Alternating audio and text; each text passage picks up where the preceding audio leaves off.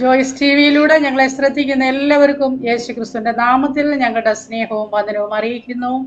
നിങ്ങളെ എല്ലാവരെയും കർത്താവ് ധാരാളം അനുഗ്രഹിക്കുമാറാകട്ടെ. ഇന്ന് നമ്മളോടൊപ്പം ജീവിതത്തിന്റെ അനുഭവങ്ങളെ പങ്കുവെക്കേണ്ടതിന് കടന്നു വന്നിരിക്കുന്നത് കർത്താവിന്റെ ദാസി സുമയാണ്. ആ പ്രിയ കർത്താവിന്റെ ദാസിയെ ജോയ്സ് ടിവിയിലേക്ക് ഞങ്ങൾ ഹാർദവമായി സ്വാഗതം ചെയ്യുന്നു. പ്രൈസ് ലോർഡ് സിസ്റ്ററെ. Praise the lord sister ji. സന്തോഷമായിരിക്കുന്നുവോ? ദൈവകൃപയാൽ സന്തോഷമായിരിക്കുന്നു. ഓക്കെ, കർത്താവ് സഹായിക്കട്ടെ. നമ്മളോടൊപ്പം ജോയിൻ ചെയ്തിരിക്കുന്നത് എവിടെ നിന്നാണ് എന്ന് പറഞ്ഞാട്ട്? ഞാൻ ബുർല എന്ന സ്ഥലമായത് സംബൽപൂർ, ഒഡീസയിൽ. ഓക്കെ, ഒഡീസയിലാണ്. കർത്താവിന്റെ വേലയോടുള്ള ബന്ധത്തില് ആയിരിക്കുന്നു അല്ലേ? ഞാൻ ജോലി ചെയ്യുന്നുണ്ട്. ദേവദാസ് ഫുൾ ടൈം മിനിസ്ട്രി ഞാൻ ജോലി ചെയ്യുന്നുണ്ട്. ഓക്കെ, കർത്താവ് സഹായിക്കട്ടെ. ജീവിതത്തിന്റെ അനുഭവങ്ങളിലേക്ക് കടന്നു പോകുന്നതിന് മുന്നമേ തന്നെ നമുക്ക് ദൈവസന്നിധിയിൽ പ്രാർത്ഥിക്കാം. ഹല്ലേലൂയ.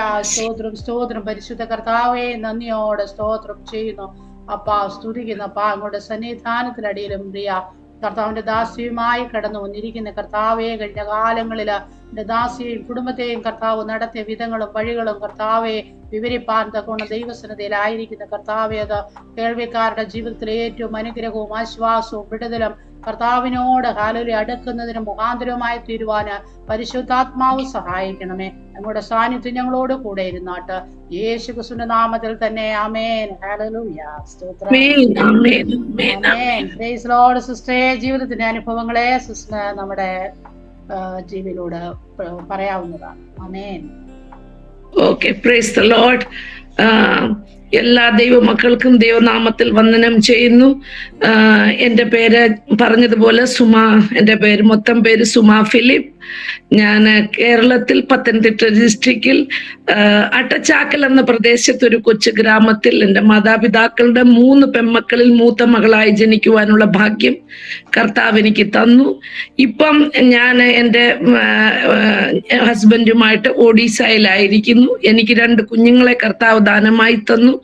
മോന് ദെഹ്റാദൂണിലായിരിക്കുന്നു, ദൈവവേലയോടും അതോടൊപ്പം ജോലിയുമായി കഴിയുന്നു. മോളും ദൈവം തന്ന മോനും സണ്ണിലോയും അവര് ഡാളസിലായിരിക്കുന്നു. എൻ്റെ ചെറുപ്പകാലം മുതൽ എനിക്ക് ഓർമ്മ വെച്ച നാള് മുതൽ പ്രാർത്ഥന കേട്ടാണ് ഞാൻ വളർന്നത്. ഞാനൊരു മർത്തവമായ കുടുംബത്തിൽ ജനിച്ചു. പക്ഷെങ്കിൽ ഒരു മർത്തവമായിലായിരുന്നെങ്കിലും എൻ്റെ മാതാപിതാക്കളെ യേശുവിനെ ഒത്തിരിയധികം സ്നേഹിക്കുന്നവരായിരുന്നു. ഹല്ലേലൂയ. അതിനാൽ പ്രാർത്ഥനയുടെ എന്താണ് വാല്യൂ അത് എനിക്ക് കൊച്ചിലെ അറിയുവാൻ കഴിഞ്ഞു. ഞാനൊരു 5-ലൊക്കെ പഠിക്കുമ്പം തൊട്ട് എൻ്റെ മർത്തോമ ചർച്ചിൽ ഞാൻ പ്രാർത്ഥിക്കുമായിരുന്നു. കൺവെൻഷനുകളിലൊക്കെ പ്രാർത്ഥിക്കും. ദൈവം എനിക്ക് അങ്ങനെ ഒരു അനുഗ്രഹം തന്നായിരുന്നു. ഇന്നും എനിക്ക് ഓർമ്മയുണ്ട്. ഞാൻ കൊച്ചിലെ ആയിരിക്കുമ്പോൾ എനിക്ക് ശരിയായിട്ടുള്ള ക്ലാസ് ഓർമ്മയില്ല. ഞാൻ ഒരു കൺവെൻഷന് പ്രസംഗിച്ചു. അപ്പം കുട്ടപ്പൻ ഉപദേശി എന്നും പറഞ്ഞൊരു ഉപദേശിയായിരുന്നു. ആ ഉപദേശിക്ക് ആർട്ടിഫിഷ്യൽ കാലായിരുന്നു. അപ്പം ഞാൻ പ്രാർത്ഥിച്ചു കഴിഞ്ഞപ്പം കുട്ടപ്പത്തിന് ഉപദേശി ഇങ്ങനെ വിളിച്ചു പറഞ്ഞു, ഈ കുഞ്ഞിന്റെ മാതാപിതാക്കൾ ഇവിടെ ഉണ്ടെങ്കിൽ എന്നെ വന്ന് കാണണം. എനിക്ക് 2 കാലും ഉണ്ടായിരുന്നെങ്കിൽ ഞാൻ ഇപ്പം തുള്ളിച്ചാടിയണമെന്ന്. അപ്പൊ എൻ്റെ കർത്താപ്പച്ചന് അന്നേ എൻ്റെ ഉള്ളിൽ ഒരു പ്രാർത്ഥനയുടെ വിത്ത് കർത്താവ് വിതച്ചിരുന്നു. ഞാൻ എൻ്റെ ലൈഫ് പറഞ്ഞാൽ ദൈവം ജീവിക്കുന്നത് കൊണ്ട് ഇന്ന് ഞാനും ജീവിക്കുന്നു. അതാണ് എൻ്റെ സാക്ഷ്യം. മൊത്തത്തിൽ പറഞ്ഞാൽ ദൈവം ജീവിക്കുന്നത് കൊണ്ട് ഞാൻ ഇന്ന് ജീവിക്കുന്നു. ജീവനുള്ളവരുടെ ദേശത്ത് 85-ാമത്തെ വയസ്സിൽ ഞാൻ ആയിരിക്കുന്നതിന്റെ കാരണം എൻ്റെ ക്രിസ്തു ഒരുവൻ മാത്രം. ഹല്ലേലൂയ. ഞാൻ ജനിച്ചത് ഒരു ലൈറ്റ് ഫോർ ഡേറ്റ് ബേബി ആയിട്ടാണ്. എന്ന് പറഞ്ഞാൽ എൻ്റെ ഡേറ്റിനൊത്ത വെയിറ്റ് എനിക്കില്ലായിരുന്നു. എന്ന് പറഞ്ഞാൽ ഞങ്ങളുടെ അപ്പച്ചൻ എന്ന് പറയും പക്കിവാത പിടിക്കുവാന്നോ അങ്ങനൊക്കെ പറയണ്ട. എനിക്ക് അങ്ങനൊക്കെ കേട്ടിട്ടുണ്ടെന്ന് പറഞ്ഞാൽ അതുപോലെ എന്നെ ത്രാശിലിട്ട് തൂക്കുമെന്നും ഇല്ല ഉണങ്ങിയ മീനിന്റെ വെള്ളത്തിൽ എന്നെ കുളിപ്പിക്കുമെന്നും അന്നൊക്കെ പറഞ്ഞ ഓരോ മെഡിക്കേഷനുകൾ അങ്ങനൊക്കെ എന്നെ ചെയ്തിട്ടുണ്ട്. എൻ്റെ അപ്പച്ചൻ എപ്പോഴും എന്നോട് പറയായിരുന്നു, അമ്മയുടെ അപ്പച്ചൻ, മക്കളെ നീ രക്ഷപ്പെടുമെന്ന് ഒരിക്കലും ഓർത്തതല്ല, നീ രക്ഷപ്പെട്ടതൊരു അത്ഭുതമാണെന്ന്. അപ്പൊ അന്നേ എന്നെ നശിപ്പിക്കുവാൻ ദുഷ്ടന് പ്ലാൻ ഉണ്ടായിരുന്നു. പക്ഷെങ്കിൽ ദൈവം എന്നെ സ്നേഹിച്ചതുകൊണ്ട് ഞാൻ ലൈറ്റ് ഫോർ ഡേറ്റ് ബേബി ആയിരുന്നിട്ടും ഞാൻ നല്ലൊരു ആരോഗ്യമുള്ളവളായിട്ട് ചെറുപ്പത്തിലെ വളർന്നു വരുവാൻ സ്വർഗത്തിലെ ദൈവം എനിക്ക് ഭാഗ്യം തന്നു. എൻ്റെ സ്കൂൾ ജീവിതം തുടങ്ങിയ ഉടനെ 5-ാമത്തെ വയസ്സിൽ എന്നെ 1-ാം ക്ലാസ്സിൽ കൊണ്ട് ചേർത്തു. ആ സമയത്ത് ഞാൻ എൻ്റെ കൂട്ടുകാരിയുമായി എന്ന് പറഞ്ഞാൽ എൻ്റെ ഒരു എക്സ്റ്റൻഡഡ് കസിൻ എന്നും പറയാം, അവളും ഞാനും കൂട്ടായിരുന്നു, ഒന്നിച്ച് ഞങ്ങളെ കൊണ്ട് ചേർത്തതാ. അപ്പൊ എന്നും അവിടെ വീട്ടിൽ വന്നിട്ടാ ഞങ്ങളുടെ വീട്ടിലോട്ട് ഞാൻ പോകുന്നേ. അന്ന് അവിടെ വീട്ടിൽ വന്നപ്പോ അവിടെ ആരും ഇല്ല. ഞങ്ങൾ നോക്കിയപ്പം കിണറ്റിന്റെ കരയില് കുറെ വെള്ളം ഇരിപ്പുണ്ട്. അപ്പൊ കൊച്ചു കുഞ്ഞുങ്ങളല്ലേ, ആ വെള്ളം കാണുമ്പോൾ ഭയങ്കര സന്തോഷമാണ് കുളിക്കാനൊക്കെ. അപ്പൊ അവള് പറഞ്ഞു നമുക്ക് കുളിക്കാൻ വേണ്ടി ഇതെന്ന്. ഞങ്ങള് തുണിയൊക്കെ വാരിയിട്ട് ദേഹത്ത് സോപ്പെല്ലാം ഇട്ട് കഴിഞ്ഞപ്പം ഞങ്ങളുടെ ആ ചരുവത്തിലെ വെള്ളം തീർന്നു. അത് കഴിഞ്ഞിട്ട് ഞങ്ങൾ അങ്ങോട്ടും ഇങ്ങോട്ടും പറഞ്ഞ് ഞാൻ കോരാം നീ കോരാന്ന് പറഞ്ഞ് 5 തൊട്ടി കോരി. അത് കഴിഞ്ഞിട്ട് 6-ാമത്തെ തൊട്ടിക്ക്, ഇത്രയും എനിക്ക് ഓർമ്മയുണ്ട്, 6-ാമത്തെ തൊട്ടിക്ക് ഞങ്ങളെല്ലാം കൂടെ വഴക്കാം. അപ്പൊ ഞങ്ങൾക്ക് ഒത്തിരി ഇൻട്രസ്റ്റ് ആയി വെള്ളം കോരാന്. അപ്പൊ ഈ താഴേന്ന് വലിച്ച് കയറുകൊണ്ട് കോരുന്നതാ. പണ്ടത്തെ കാലത്തെ ഇതൊന്നും അല്ല, വെറും തറയെന്ന് വലിക്കുന്ന ആ വെള്ളം, ആ കിണറ്. അപ്പം വഴക്കുണ്ടായിട്ട് ഞാനാ ജയിച്ചത്. അവളെ നിന്ന് ഞാൻ തട്ടിപ്പറിച്ച് ഞാൻ ഇട്ടു. ആ തൊട്ടിയോടുകൂടെ ഞാൻ കിണറ്റിനകത്ത് പോയി. നിറഞ്ഞ വെള്ളമായിരുന്നു. അവളെന്നെ പിടിച്ചെന്നാ പറയുന്നേ, പക്ഷെ അവിടെ കൈ സോപ്പുള്ളതുകൊണ്ട് ഞാൻ നിന്നില്ല, ഞാൻ അങ്ങ് പോയെന്ന് അവള് പറയുന്നേ. പക്ഷെ അത് ദൈവം അവിടെ കൈ പിടിവിച്ച്, അല്ലെങ്കിൽ അവളും കൂടെ താഴെ പോയേനെ. ഞാൻ ഓർക്കുക പിന്നെ എങ്ങനെ പോയി വിളിച്ചുകൊണ്ട് വരുമാനെന്ന്. അങ്ങനെ നിറഞ്ഞ വെള്ളത്തിൽ വീണ ഞാൻ ആ വെള്ളത്തിൽ ചെന്ന് കഴിഞ്ഞ് ഞാൻ താഴുമ്പോ ഞാൻ ഉഷ്യമ്മാമ്മയെന്ന് വിളിക്കുന്നുണ്ട്. ഉഷ്യമ്മാമെന്ന് പറഞ്ഞാൽ അവിടെ ചേച്ചിയാ. അപ്പൊ എന്നെ ഉഷ്യമ്മാമ്മ രക്ഷിക്കാൻ വരണം എന്നോർത്താ ഞാൻ വിളിക്കുന്നത്. പക്ഷെങ്കിൽ വാ തുറക്കുന്ന ഉടനെ വെള്ളം വായി കയറുക. അങ്ങനെ 3 പ്രാവശ്യം എനിക്ക് ഓർമ്മയുണ്ട്. ഞാൻ താഴുകയും പൊങ്ങുകയും, താഴുക പിന്നെ മേളി വരും. അത് കഴിഞ്ഞിട്ട് പിന്നെ എനിക്ക് അതൊന്നും തന്നെ ഓർമ്മയില്ല.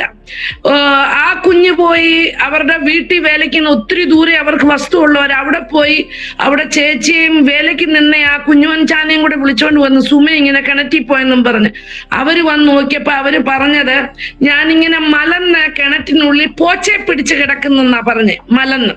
അപ്പൊ എനിക്ക് അറിവായി കഴിഞ്ഞ് ഞാൻ ഓർത്തു, ദൈവമേ ചത്ത് കഴിഞ്ഞ മലർക്കുന്നൊക്കെ കേൾക്കുന്നേ, ഞാൻ എങ്ങനെ ഭാരമുള്ള ഞാൻ ഇങ്ങനെ ചാവാതെ ഞാൻ മലർന്നു കിടന്നു.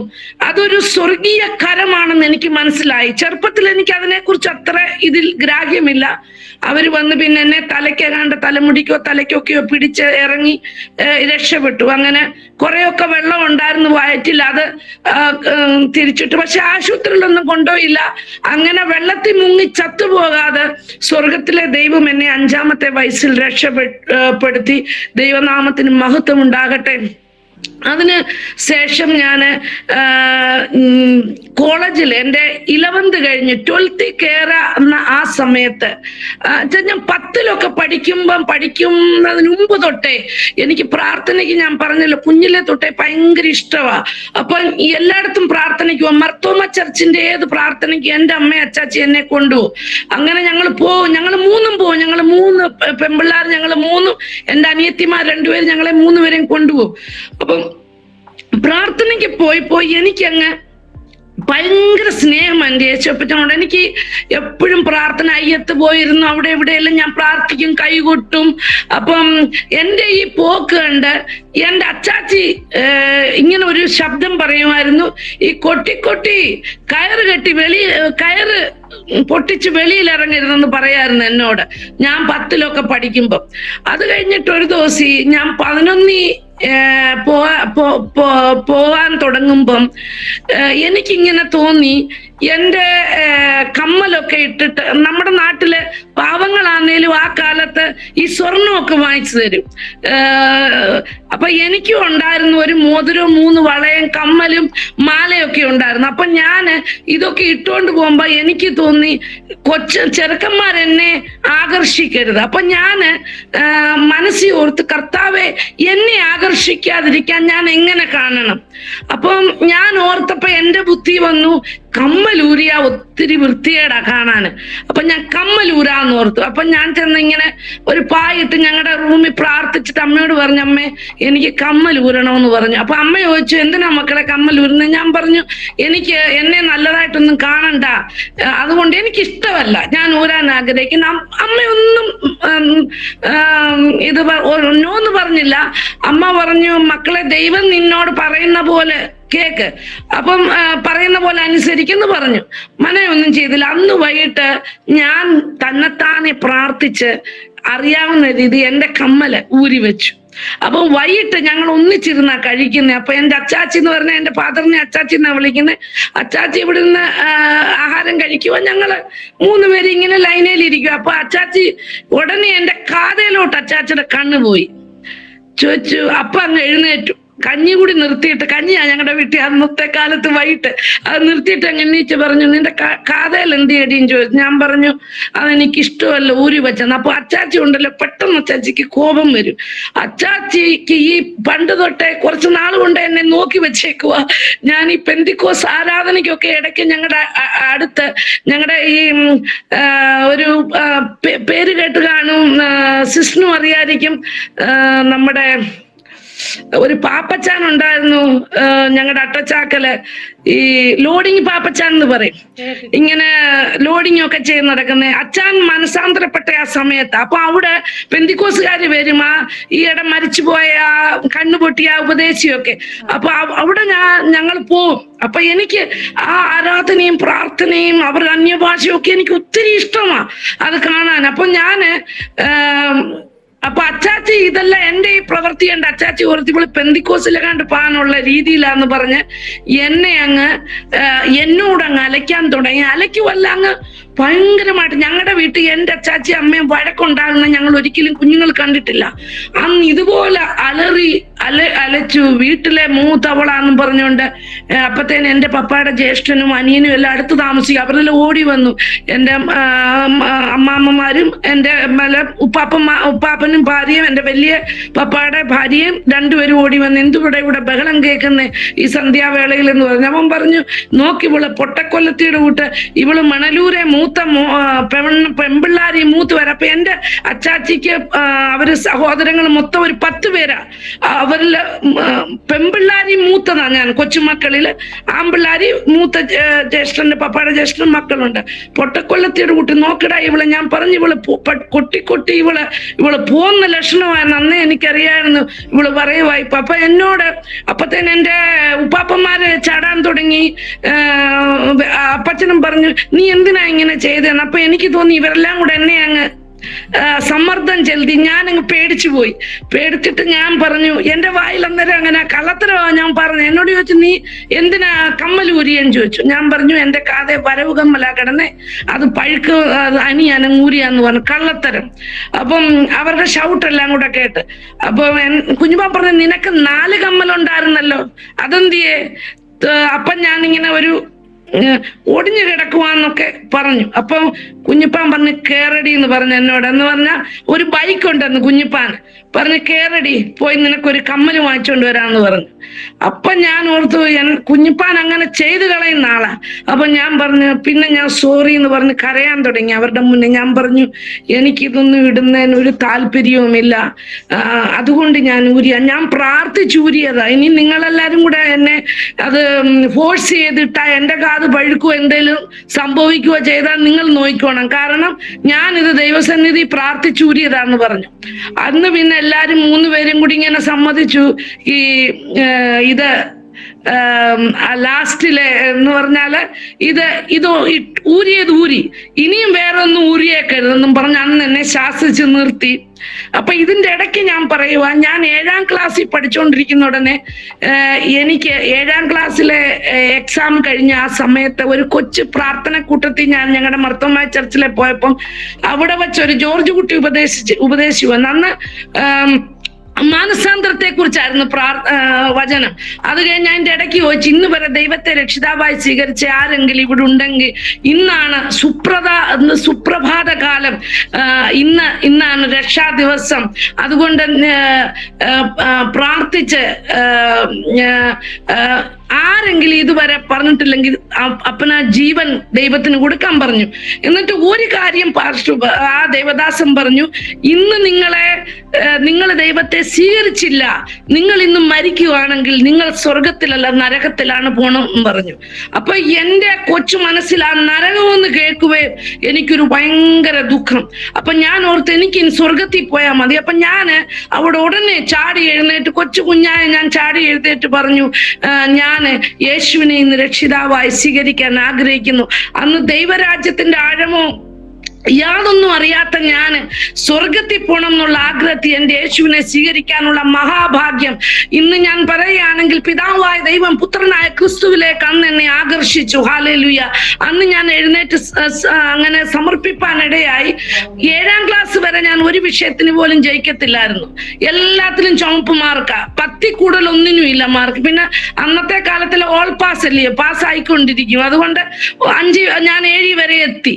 അപ്പം 7 കഴിഞ്ഞ് ദൈവവചനത്തിൽ എഴുതിയിരിക്കുന്ന പോലെ, ദൈവത്തെ അറിയുന്ന തന്നെ ബുദ്ധിയുടെ ആരംഭമാണെന്ന് എഴുതിയിരിക്കുന്ന പോലെ 8 തൊട്ട് ഞാൻ വിഷയങ്ങൾക്ക് ജയിക്കാൻ തുടങ്ങി. ഒന്നിനും ജയിക്കാതെ 10 മാർക്കിൽ കൂടുതൽ കിട്ടാത്ത ഞാൻ മാക്സിമം വിഷയങ്ങൾക്ക് ജയിക്കാൻ തുടങ്ങി. അങ്ങനെ കർത്താവ് എന്നെ ജയിപ്പിച്ചു. 10ലും ആദ്യത്തെ പ്രാവശ്യം ജയിപ്പിച്ചു. 11 ഞാനിങ്ങനെ കഴിഞ്ഞു. 12ലോട്ട് പോകാൻ നേരത്ത് പിന്നെയും രോഗം എന്നെ പിടികൂടി. എനിക്ക് ചുമയും പനിയായി. ചുമയും പനി എന്ന് പറഞ്ഞാൽ ചുമച്ച് ശ്വാസം മുട്ടുന്ന പോലുള്ള ചുമ, ഹൈ ഫീവർ. അത് കഴിഞ്ഞ് എൻ്റെ അച്ചാച്ചി ജോലി ചെയ്യുന്ന ഒരു കമ്പനിയുണ്ട്, അവിടെ കൊണ്ടുവന്ന് എന്നെ അഡ്മിറ്റ് ആക്കി. 12 ദിവസം അവിടെ അഡ്മിറ്റ് ആയിരുന്നു. 12ാമത്തെ ദിവസം അറിഞ്ഞ് എനിക്ക് ടൈഫോയിഡ് ആണെന്ന്. അപ്പത്തേന് എൻ്റെ നില ഒരു ഗുരുതരമായി. ഞാൻ ഒന്നും എനിക്ക് കഴിക്കാനൊക്കാത്തൊരവസ്ഥയിൽ ഞാൻ പോയി. എനിക്ക് ട്രിപ്പ് ഇട്ട് ഇങ്ങനെ കിടത്തിയേക്കുക. അപ്പൊ നേഴ്സസ് എന്നെ കാണാൻ വരും. ആ കാലത്ത് ഞാൻ ഐസൊലേറ്റ് ചെയ്ത് വേറെ ഒത്തിരി ദൂരത്തിലാണ്. ഒരു മെയിൻ ഹോസ്പിറ്റൽ ഒരു കുന്നിന്റെ മണ്ടയിലാണെങ്കിൽ അതിന്റെ താഴ്വരത്തിൽ ഐസൊലേഷൻ റൂം, അവിടെ കൊണ്ടായിട്ടേക്കുന്നേ.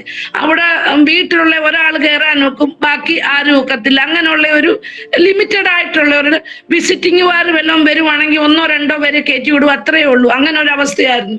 അപ്പൊ ആ കിടന്ന് കണ്ട് എൻ്റെ ആ നേഴ്സസ് എന്നെ അന്ന് ഒത്തിരി നല്ലതായിട്ട് ശുശ്രൂഷിച്ചു. അവരുടെ ശുശ്രൂഷ കണ്ട് ഞാൻ അന്ന് തീരുമാനമെടുത്തു, കർത്താവെ നീ എന്നെ രക്ഷപ്പെടുത്തുവാണെങ്കിൽ ഞാൻ ഒരു നേഴ്സാണ് ആഗ്രഹിക്കുന്നു. അപ്പൊ ഞാൻ എൻ്റെ അമ്മയോട് ഇത് പറഞ്ഞു, അമ്മേ ഞാനൊരു നേഴ്സാണ് ആഗ്രഹിക്കുന്നു, ഇവിടുന്ന് രക്ഷപ്പെട്ടാലെന്ന് പറഞ്ഞു.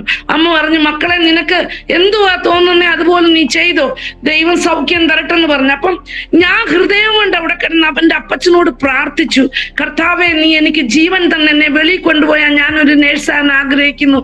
എൻ്റെ ദൈവം എനിക്ക് അത്ഭുതം പ്രവർത്തിച്ച് ആ കിടക്കയിൽ നിന്ന് എന്നെ വിടുവിച്ചു. എൻ്റെ ലൈഫിൽ ഒരു അത്ഭുതം എന്ന് പറയാം. അന്ന് എന്നെ സ്നേഹിക്കുന്ന ഒത്തിരി അമ്മമ്മമാരുണ്ട് മർത്തോമ ചർച്ചിലെ പ്രാർത്ഥിക്കുന്ന ദൈവമക്കൾ. അവർക്ക് എന്നെ കണ്ണിലൂണി. അപ്പം ലീലമാമി എന്ന് പറഞ്ഞ ഒരു അമ്മാമ്മ വന്ന് അന്ന് പറഞ്ഞു, അവിടുന്ന് പ്രാർത്ഥിക്കുന്നുണ്ട് ഐസൊലേഷൻ റൂമിൽ വന്ന്, കർത്താവേ എൻ്റെ സുമക്കുഞ്ഞിന്റെ ഒരു തലമുടി പോലും പാനിടയാക്കല്ലേ. ഞങ്ങൾ കേട്ടിട്ടുണ്ട് ടൈഫോയിഡ് വന്ന എല്ലാവരുടെയും തലമുടി പോകുന്നു. അപ്പം ആ അമ്മാമ്മയുടെ ആ പ്രാർത്ഥന അതുപോലെ ദൈവം കേട്ടു. എനിക്ക് എൻ്റെ മുടി അങ്ങനെ പൊഴിഞ്ഞു പോകാനിടയാൽ എൻ്റെ മോന് 2 പ്രാവശ്യം ടൈഫോയിഡ് വന്ന് അവന്റെ മുടി ഒത്തിരിയും പോയി, ഇപ്പൊ ഇല്ലെന്നുള്ള ലെവലിൽ വരെ എത്തി. പക്ഷെങ്കിൽ അന്ന് സർവശക്തൻ എൻ്റെ തലമുടി പോകാതെ അമ്മാമ്മയുടെ പ്രാർത്ഥന, അമ്മാമ്മ ഇപ്പൊ അമേരിക്കയിലുണ്ട്, അമ്മാമ്മയുടെ പ്രാർത്ഥന ദൈവം കേട്ടു. അങ്ങനെ കർത്താവ് എന്നെ അവിടുന്ന് രക്ഷപ്പെടുത്തി. ഞാൻ 12th വന്നു. പക്ഷെങ്കിൽ 1 വർഷം മൊത്തം എൻ്റെ പഠനം, ആ ടൈഫോയിഡ് വന്നതോടുകൂടി എൻ്റെ ആരോഗ്യം നഷ്ടപ്പെട്ട് 1 വർഷത്തെ പഠനം എൻ്റെ ഡിലേ ആയി. അത് പറഞ്ഞാൽ ഞാൻ 2nd ഇയർ കഴിയേണ്ട സമയത്താ പിന്നെ 2nd ഇയറിന് ഞാൻ 12th പോയത്. അങ്ങനെ കർത്താവിന്റെ കൃപയാൽ പഠിച്ചു. പഠിക്കുന്നിടത്തും അത്ഭുതം നടന്നു. അത്ഭുതം എന്ന് പറഞ്ഞാൽ എല്ലാവരുടെയും ഓൾ ടിക്കറ്റ് വന്നു, എൻ്റെ ഓൾ ടിക്കറ്റ് കിട്ടിയില്ല. അപ്പം എന്നെ ഹിസ്റ്ററി പഠിപ്പിച്ച സാർ, അനിയൻ സാർ എന്ന് പറഞ്ഞ സാറ്, ആ സാറിന് എന്നെ ഒത്തിരി ഇഷ്ടമായിരുന്നു. കാരണം ഞാൻ ഹിസ്റ്ററി ഫസ്റ്റ് ആയിരുന്നു. അപ്പം പക്ഷെങ്കിൽ ഞാൻ അവിടെ ഞങ്ങളുടെ കോളേജിന്റെ മുന്നിൽ തന്നെ ഒരു വീടിനകത്തൊരു പ്രെയർ നടക്കും ഫ്രൈഡേയില്, പെന്തിക്കോസ്തുകാരുടെ. അപ്പൊ ഞാൻ എന്നും ആ പാസ്റ്റർ വരുമ്പോ എല്ലാ ഫ്രൈഡേയിലും അവിടെ പോകും. അപ്പൊ ഞാൻ പോകുന്നതും വരുന്നതും ഈ അനിയ സാർ കാണും. അനിയ സാർ എന്ന് പറഞ്ഞാൽ കട്ടർ ഹിന്ദു, ഒരു രുദ്രാക്ഷമാലയൊക്കെ ഇട്ടാ പഠിപ്പിക്കാൻ വരുന്നത്. പക്ഷെങ്കിൽ സ്വഭാവം ഒത്തിരി നല്ലതാ. അപ്പൊ ഞാന് മനസ്സിൽ ഇങ്ങനെ ഓർക്കും, ദൈവമേ ഈ സാർ നിന്നെ അറിഞ്ഞാൽ നിനക്ക് വേണ്ടി എത്ര വലുതായിട്ട് ജീവിക്കും. അന്ന് എനിക്ക് പെന്തിക്കോസൊന്നും ഞാൻ ആയിട്ടില്ല, പക്ഷെങ്കിൽ ആ സാറിനെ കണ്ട് എൻ്റെ മനസ്സിൽ അങ്ങനെ ഞാൻ പോയി എൻ്റെ അമ്മയോട് പറയാം, അമ്മേ നമ്മുടെ ഞങ്ങളെ പഠിപ്പിക്കുന്ന അനിയ സാർ ദൈവത്തിലായ ഭയങ്കരമായിട്ട് ദൈവവേലയ്ക്ക് ഉതകും, അങ്ങനെ ഞാൻ പറയും. അപ്പൊ അമ്മ പറയും, ആ മക്കളെ നമുക്ക് പ്രാർത്ഥിക്കാം. ഞാൻ സിസ്റ്ററിനോട് പറയട്ടെ, ആ എൻ്റെ സാറിന് വേണ്ടി ഇതിന്റെ ഇടയ്ക്ക് ഞാൻ പറയുക, 4 വർഷം ഞാൻ പ്രാർത്ഥിച്ചു. 4 വർഷം കഴിഞ്ഞ ഉടനെ ആ സാറ് ദൈവത്തെ അറിഞ്ഞു. ഹല്ലേലൂയ. അത് കഴിഞ്ഞ് തന്റെ ജോബിട്ട് MA അന്നത്തെ കാലത്തെടുത്ത ദൈവദാസനായിരുന്നു. ഗൾഫിന്റെ പ്രദേശത്ത് പോയി കംപ്ലീറ്റ് ദൈവവേല ഇപ്പോഴും ചർച്ച നടത്തുക. അങ്ങനൊരു സംഭവം ഉണ്ടായി. കാരണം 4 വർഷം കഴിഞ്ഞ് 3 വർഷം ഞാൻ പ്രാർത്ഥിച്ചു. 3-ാമത്തെ വർഷം ആയപ്പോ ഞാൻ ഇങ്ങനെ അപ്പത്തന്നെ ഞാൻ നേഴ്സിംഗിലൊക്കെ വന്നു കഴിഞ്ഞ് ഞാൻ ചോദിക്കുമായിരുന്നു എൻ്റെ സഹോദരങ്ങളോട്, അനിയൻ സാറ് മാനസാന്തരപ്പെട്ടു എന്ന്. 1 വർഷമായി, 2 വർഷമായി, 3 വർഷമായി അവർ പറഞ്ഞു ഇതുവരെ ഒന്നും അതിന്റെ ലക്ഷണങ്ങളൊന്നും കാണുന്നില്ല. പക്ഷെങ്കിൽ 4-ാമത്തെ വർഷമായപ്പം കർത്താവ് അത്ഭുതം പ്രവർത്തിച്ചു. ഹല്ലേലൂയ, ദൈവത്തിന് മഹത്വം. അപ്പൊ എന്റെ വോൾ ടിക്കറ്റ് കിട്ടിയില്ല, എല്ലാവരുടെയും വോൾ ടിക്കറ്റ് കിട്ടി. അപ്പം ആരോ ബസ്സേ വെച്ച് അനിയ സാറിനോട് പറഞ്ഞു, സുമയുടെ വോൾ ടിക്കറ്റ് കിട്ടിയിട്ടില്ല, ബാക്കി എല്ലാവരുടെയും കിട്ടി. അപ്പൊ ഞാൻ എന്റെ കോളേജിൽ വന്നു, എന്റെ പ്രിൻസിപ്പളിനോട് പറഞ്ഞു. വിഷമം ഉണ്ടായിരുന്നു, എങ്കിലും മനസ്സിന് നല്ല സമാധാനം ഉണ്ടായിരുന്നു. ഞാൻ എന്റെ പ്രിൻസിപ്പൾ പറഞ്ഞു, സുമയൊന്നും വിഷമിക്കേണ്ട, പൊക്കോ, ഏതായാലും നാളെ സുമയ്ക്ക് എക്സാം ഇല്ലല്ലോ എന്ന്. സുമ ഒന്നിനും ഫസ്റ്റ് ഇയറിൽ തോറ്റിട്ടില്ലാത്തതുകൊണ്ട് നാളെ എക്സാം ഇല്ലല്ലോ, മറ്റന്നാളേ ഉള്ളൂ. നാളെ ഞങ്ങൾ നിനക്കുള്ള വോൾ ടിക്കറ്റ് തിരുവനന്തപുരത്ത് പോയാന്നേലും വാങ്ങിച്ചുകൊണ്ട് വരാമെന്ന് പറഞ്ഞു. അങ്ങനെ ഞാൻ എന്നെ വീട്ടിൽ വിട്ടു. ഞാൻ വീട്ടിൽ ചെന്നു. എൻ്റെ അമ്മ എന്നോട് പറഞ്ഞു, വിഷമിക്കേണ്ട മക്കളെ, ഇതുവരെ ദൈവം നമ്മളെ നടത്തി, ഇതുവരെ അവൻ നല്ലവനായിരുന്നു, നമുക്ക് പ്രാർത്ഥിക്കാം, ദൈവം അത്ഭുതം പ്രവർത്തിക്കും എന്ന് പറഞ്ഞു. അങ്ങനെ ദൈവം അത്ഭുതം പ്രവർത്തിച്ച് പിറ്റേ ദിവസം അവിടെ കോളേജിൽ നിന്ന് ആൾക്കാർ പോയിട്ടുണ്ട് തിരുവനന്തപുരത്ത് ഹോൾ ടിക്കറ്റ് വാങ്ങിക്കാൻ. അതറിയാത്ത എൻ്റെ സാറ് ഈ തോറ്റവർക്കൊക്കെ ഹോൾ ടിക്കറ്റ് കിട്ടുന്നവരുടെ ഉണ്ട്, ഓമല്ലൂരാണെന്നാണ് തോന്നുന്നത് എനിക്ക്. അവിടെ പോയി ഒരു സ്കൂളിൽ നോക്കിയപ്പം പ്രിന്റ് ചെയ്തതല്ലാതെ എഴുതിയെടുത്ത് എൻ്റെ പേരുണ്ട്, സുമാ പി ജോർജ് എന്നായിരുന്നു എൻ്റെ പേരെന്ന്. ആ സാർ എന്നിട്ട് പോയി, നമുക്കല്ലാതെ ആർക്കും ഹോൾ ടിക്കറ്റ് തരത്തില്ലല്ലോ കാൻഡിഡേറ്റിന്, പക്ഷെ എനിക്ക് വേണ്ടി പോയി വാങ്ങിച്ചോണ്ട് പഠിപ്പിച്ച സമയത്ത് എന്നെ കളിയാക്കുമായിരുന്നു, ഗ്ലോറി ഹല്ലേലൂയ ഒക്കെ പറഞ്ഞ് ഈ ഹിസ്റ്ററി പഠിപ്പിച്ചോണ്ടിരിക്കുമ്പോ. അപ്പൊ ആ സമയത്ത് എന്നോട് ഒരിക്കൽ ചോദിച്ചിട്ടുണ്ട്, സുമയുടെ വീട് എവിടാന്ന്. ഞാൻ പറഞ്ഞിട്ടുണ്ട് അട്ടച്ചാക്കലാന്ന്. അത്ര അറിയാം. അപ്പൊ ഞങ്ങളുടെ ആ ഹോൾ ടിക്കറ്റ് വാങ്ങിച്ചോണ്ട് അട്ടച്ചാക്ക മുക്കിന് വന്നിറങ്ങിയിട്ട് ആ ദേശത്തുള്ള അവിടെ ഉള്ള വീടുകളിലെല്ലാം കയറി ഇറങ്ങി ഈ കൊച്ചിന്റെ വീട് ഏതാണെന്ന് ചോദിച്ച് അങ്ങനെ ആ പൈതല് ഞങ്ങളുടെ വീട്ടിലെത്തി. നനഞ്ഞു കുതിർന്ന എൻ്റെ അമ്മ കോളിംഗ് ബെൽ അടിച്ചപ്പം തുറന്നു നോക്കിയപ്പം അനിയ സാർ ഇവിടെ എങ്ങനെ എത്തി? അന്നേരം പറഞ്ഞു, ഞാൻ ഇങ്ങനെ ഈ വോൾ ടിക്കറ്റ് കൊണ്ടുവന്നാന്ന്. എൻ്റെ അമ്മ സാക്ഷ്യം പറയും, മർത്തമ്മയായിരുന്നാലും എൻ്റെ അമ്മ ആരെ കണ്ടാലും സാക്ഷ്യം പറയും. എൻ്റെ അമ്മ അങ്ങോട്ട് അകത്തോട്ട് ഇരുത്തിയിട്ട് പറഞ്ഞു, മോനെ, നിന്നെ കൊണ്ടുവന്ന എൻ്റെ യേശുവാ, എൻ്റെ യേശു അല്ലാതെ ആരുമല്ല കൊണ്ടുവന്നേ, ഇത് യേശുവിന്റെ പ്രവൃത്തിയാ. മോൻ ഇങ്ങനെ വന്നേ, ഞങ്ങൾ പ്രാർത്ഥിക്കുമായിരുന്നു. അത് കഴിഞ്ഞ് അമ്മയുടെ ചരിത്രം പറഞ്ഞു, എങ്ങനായിരുന്നു ഞങ്ങള് മക്കളെ, നീ കാണുന്നതൊന്നും ഇന്നത്തെ ഇങ്ങനല്ലായിരുന്നു, ഞങ്ങളുടെ അവസ്ഥ എന്തുവായിരുന്നു, ദൈവം അറിഞ്ഞുകൊണ്ട് ദൈവം തന്ന അനുഗ്രഹങ്ങളാ, അതുകൊണ്ട് മോനെയും കൊണ്ടുവന്ന അനുഗ്രഹങ്ങളെന്ന് അന്ന് ആ വീട്ടിൽ വെച്ച് അനിയ സാറ് തന്റെ ജീവചരിത്രം മൊത്തം അമ്മയോട് പറഞ്ഞു. എങ്ങും ആരും അവന് ചരിത്രം പറയത്തില്ല, പക്ഷെ എന്റെ സ്ഥിതി ഇതാ. അന്ന് തൊട്ട് എൻ്റെ പേരൻസും ആ സാറിന് വേണ്ടി പ്രാർത്ഥിക്കുമായിരുന്നു. അങ്ങനെ കർത്താവ് ആ സാറിനെ മാനസാന്തരത്തിന്റെ അനുഭവത്തിൽ കൊണ്ടുവന്നു. അങ്ങനെ എൻ്റെ ജീവിതത്തിന്റെ ആ ടേണിംഗ് പോയിന്റില് ഒരു പ്രാവശ്യം ടൈഫോയിഡ് വന്ന് എൻ്റെ വിദ്യാഭ്യാസത്തെ മുടക്കുവാൻ ദുഷ്ടൻ നോക്കി. അവിടുന്ന് കർത്താവിനെ വിടുവിച്ചു. എൻ്റെ ഹോൾ ടിക്കറ്റ് തന്നെ എൻ്റെ പരീക്ഷ എഴുതിപ്പിക്കാതെ എൻ്റെ ആ വർഷം കൂടെ നഷ്ടമാക്കാൻ നോക്കിയില്ലെങ്കിൽ സ്വർഗത്തിലെ ദൈവം അപ്പോഴത്തേന് കോളേജിൽ എനിക്ക് 2 എഴുതി വാങ്ങിച്ച ഹോൾ ടിക്കറ്റുമായിട്ട് എൻ്റെ പ്രിൻസിപ്പിൾ വന്ന് അങ്ങനെ ഒന്നിന്റെ ജഗായില് കർത്താവ് എനിക്ക് 3 ഹോൾ ടിക്കറ്റ് ഒരുക്കി. അത് കഴിഞ്ഞ് ദൈവത്തിന്റെ അനുഗ്രഹത്താൽ എൻ്റെ ആഗ്രഹം പോലെ എൻ്റെ 12th കഴിഞ്ഞ് നേഴ്സിംഗിന് വേണ്ടി ഞാൻ കടന്നു വന്നു, UP കടന്നു വന്നു. അപ്പം ഞാൻ പറയട്ടെ ദൈവമക്കളെ, ഞാൻ 11ലും 12ലും ഒക്കെ പഠിക്കുമ്പോൾ വചനം വായിച്ച് ബൈബിളിൽ നിന്ന് എനിക്ക് മനസ്സിലായി വിശ്വാസ സ്നാനം ആവശ്യമാണെന്ന്. അപ്പൊ ഞാനത് വീട്ടിൽ പറഞ്ഞപ്പം എൻ്റെ വീട്ടിൽ ഭയങ്കര എതിരാ അതിന്. അപ്പൊ ഞാൻ ഓർത്തു, കർത്താവെ, ഈ വഴക്കൊക്കെ ഉണ്ടാക്കി എൻ്റെ വീട്ടിൽ എൻ്റെ പേരൻസിനെ തമ്മിൽ വഴക്കുണ്ടാക്കി ഞാൻ ഈ സ്നാനം എടുക്കുന്ന എന്തിനാ? ഇങ്ങനെ ഞാൻ വഴക്കുണ്ടാക്കാൻ ആഗ്രഹിക്കുന്നില്ലെന്നും പറഞ്ഞ് ഞാൻ പിന്നെ അങ്ങ് യു പി പോയി കഴിഞ്ഞപ്പോ ഞാൻ എൻ്റെ മനസ്സിൽ ഉണ്ട്, ഇങ്ങനെ അങ്ങ് ജീവിച്ചാലും ഇനി മതി, എൻ്റെ പേരൻസ് ജീവിക്കുന്ന പോലെ. അപ്പം ഞാൻ യു പി പോയത് എന്നെ ഹിന്ദി പഠിപ്പിക്കാൻ എൻ്റെ മമ്മിയുടെ അനിയത്തി അവിടെ കൊണ്ടുപോയതാ, നേഴ്സിംഗിന് വിടാൻ വേണ്ടി. ഞാൻ അവിടെ ചെന്ന് ഒരാഴ്ച 2 ആഴ്ച ആയപ്പോ അവിടെ ഒരു കൺവെൻഷൻ ഉണ്ടായിരുന്നു. ആ കൺവെൻഷന് ഒരു ദേവദാസനും കുടുംബവും ബറേലിന്ന് വന്നു, പാസ്റ്റർ പി പ്രസാദ് എന്ന് പറയും. ആ ദേവദാസൻ വീട്ടിൽ അന്ന് ഡിന്നറിന് വിളിച്ചിട്ടുണ്ടായിരുന്നു. ഡിന്നറിന് കഴിച്ചുകൊണ്ടിരുന്നപ്പം അവിടെ വന്നിരിക്കുമ്പോ എന്നോട് ചോദിച്ചു, മോളെ നീ രക്ഷിക്കപ്പെട്ടാന്നോ ചോദിച്ചു. എനിക്ക് ഇംഗ്ലീഷും അറിയത്തില്ല, എനിക്ക് ഹിന്ദി അറിയത്തില്ല, അറിയാവുന്ന ഒറ്റ ഒരു ഭാഷയേ ഉള്ളൂ, മലയാളം മാത്രം. അപ്പൊ എന്റെ ചേച്ചി കസിൻ അവിടെ ഉണ്ടായിരുന്നു, ചേച്ചി ട്രാൻസ്ലേറ്റ് ചെയ്തു തരും. അപ്പൊ ഞാനും ഓർക്കും, ഇവിടെ എന്റെ കുഞ്ഞമ്മച്ചിയുണ്ട്, ചേച്ചിയുണ്ട്, ആരോടും ഒന്നും പറയണ്ട, എന്നോട് മാത്രം ഈ പാസ്റ്റർ വന്നപ്പം തൊട്ട് ഇങ്ങനെ ചോദിക്കുക, മോളെ നീ രക്ഷിക്കപ്പെട്ട? ഞാൻ പറഞ്ഞ രക്ഷിക്കപ്പെട്ട, എപ്പ രക്ഷിക്കപ്പെട്ട? ഞാൻ പറഞ്ഞു 7ാം ക്ലാസ്സിൽ പഠിക്കുമ്പോ. മോള് സ്നാനപ്പെട്ടാന്നോ? ആ. ഞാൻ പറഞ്ഞു പെട്ടതാ. എപ്പോഴാ? ഞാൻ 2 മാസം ഉള്ളപ്പോ എന്റെ പേരൻസ് കൊണ്ട് എനിക്ക് സ്നാനം തന്നാന്ന് പറഞ്ഞു. അങ്ങനെ FACL ലേഖനമൊക്കെ എടുത്ത് ഞാൻ ഇങ്ങനെ വായിച്ച്, അറിയാവുന്ന ചേച്ചിയോട് പറഞ്ഞു വായിക്കാൻ, അങ്ങനെയൊക്കെ വായിച്ചു. അപ്പം എന്നോട് ആ പാസ്റ്റർ പറഞ്ഞു, മോളെ, ദൈവം നിന്നെ വിളിച്ചിരിക്കുന്നത് വളരെ ഒരു വ്യത്യസ്തമായ വിളിയാ, അതുകൊണ്ട് ദൈവത്തിന്റെ കൽപ്പനയാ, വിശ്വസിച്ച് സ്നാനം ഏൽക്കണമെന്നുള്ളത്, അതുകൊണ്ട് നീ അത് ഏൽക്കണമെന്ന് പറഞ്ഞു. ഞാൻ പറഞ്ഞു, ചേച്ചിയോട് പറഞ്ഞു, പാസ്റ്ററിനോട് പറ, ഈ പാസ്റ്ററിനോട് സംസാരിച്ച ദൈവം എന്നോട് സംസാരിക്കുമ്പം ഞാൻ തീർച്ചയായും ചെയ്യാം. അത് കഴിഞ്ഞ് പാസ്റ്റർ കഴിച്ചൊക്കെ പോകാൻ നേരത്ത് പിന്നെ എന്നോട് പറഞ്ഞു, മോളെ പ്രാർത്ഥിക്കണം. ഞാൻ പറഞ്ഞു, പാസ്റ്ററെ 3 ദിവസം ഉപവസിച്ച് പ്രാർത്ഥിക്കാം, ദൈവം സംസാരിക്കുവാണെങ്കിൽ ഞാൻ അങ്ങനെ ചെയ്യാമെന്ന് പറഞ്ഞു. അപ്പം പാസ്റ്റർ പറഞ്ഞു എന്ന് പറഞ്ഞിട്ട് പാസ്റ്റർ അങ്ങ് പോയി. അവിടുത്തെ ലോക്കൽ പാസ്റ്ററിനോട് പറഞ്ഞു, ഈ സുമ ഉപവസിക്കും 3 ദിവസം സ്നാനത്തിന് വേണ്ടി, ദൈവം പറഞ്ഞ അവളത് ചെയ്യും, അതുകൊണ്ട് അവളോട് ചോദിക്കണം ഫാസ്റ്റിങ് കഴിഞ്ഞപ്പോ അവൾക്ക് എങ്ങനെ ഉണ്ടായിരുന്നു. 3 ദിവസം ഞാൻ 3 ദിവസം ഞാൻ ഉപവസിച്ചു. പക്ഷെ കർത്താവ് എന്നോട് ഒന്നും പറഞ്ഞില്ല. അപ്പൊ ഞാന് ഒരു തീരുമാനത്തിനുള്ളിൽ അങ്ങ് ഒതുങ്ങി, ഇങ്ങനെ അങ്ങ് ജീവിച്ചാൽ മതി. പക്ഷെങ്കിൽ ആ ഉപവാസം എന്ന് പറഞ്ഞാൽ എന്റെ തന്നിഷ്ടത്തിനുള്ള ഉപവാസമായിരുന്നു. ദൈവമൊന്നും എന്നോട് പറഞ്ഞിട്ട് ഞാൻ ഉപവസിച്ചതല്ല. ഞാൻ ഉപവസിച്ചു, ഒന്നും എനിക്ക് കിട്ടിയില്ല. അപ്പൊ അവിടുത്തെ ആ പാസ്റ്റർ എന്നോട് ചോദിച്ചു, സുമ, ദൈവം നിന്നോട് സംസാരിച്ചോ? ഞാൻ പറഞ്ഞു, ഒന്നും സംസാരിച്ചില്ലെന്ന് ഞാൻ ആ പാസ്റ്ററിനോട് പറയുവാണെങ്കിലും എന്റെ ഹൃദയത്തിനുള്ളിൽ ഇതായിരുന്നു ഇരുന്നത്, ഇങ്ങനെ അങ്ങ് ജീവിച്ചാൽ മതി. എന്റെ ഹൃദയത്തിനുള്ളിൽ എനിക്ക് അത്രയും പറഞ്ഞു പിടിപ്പിക്കാൻ ഇംഗ്ലീഷ് അറിയാത്തതുകൊണ്ട് നോന്ന് പറഞ്ഞ് ഞാൻ വിട്ടു, അത്രേ പറഞ്ഞുള്ളൂ. പക്ഷെങ്കില് ഞാൻ ദൈവമക്കളോട് ഞാൻ പറയാൻ ആഗ്രഹിക്കുന്നത്, ആ നിമിഷം, ആ സ്പോട്ടിൽ എൻ്റെ മനസ്സിന്റെ സമാധാനം കിട്ടും. പണ്ട് ഞാൻ പറയാനല്ല, കുഞ്ഞിലെ തൊട്ട് പ്രാർത്ഥിക്കുന്നവളാണ് ഞാൻ. എപ്പോഴും പ്രാർത്ഥിക്കുമ്പോ എനിക്കറിയാം എന്റെ പ്രാർത്ഥന ഉയരങ്ങളിൽ എത്തുന്നതായി എനിക്ക് അതിൻ്റെ ഒരു പ്രസൻസ് ഉണ്ട്.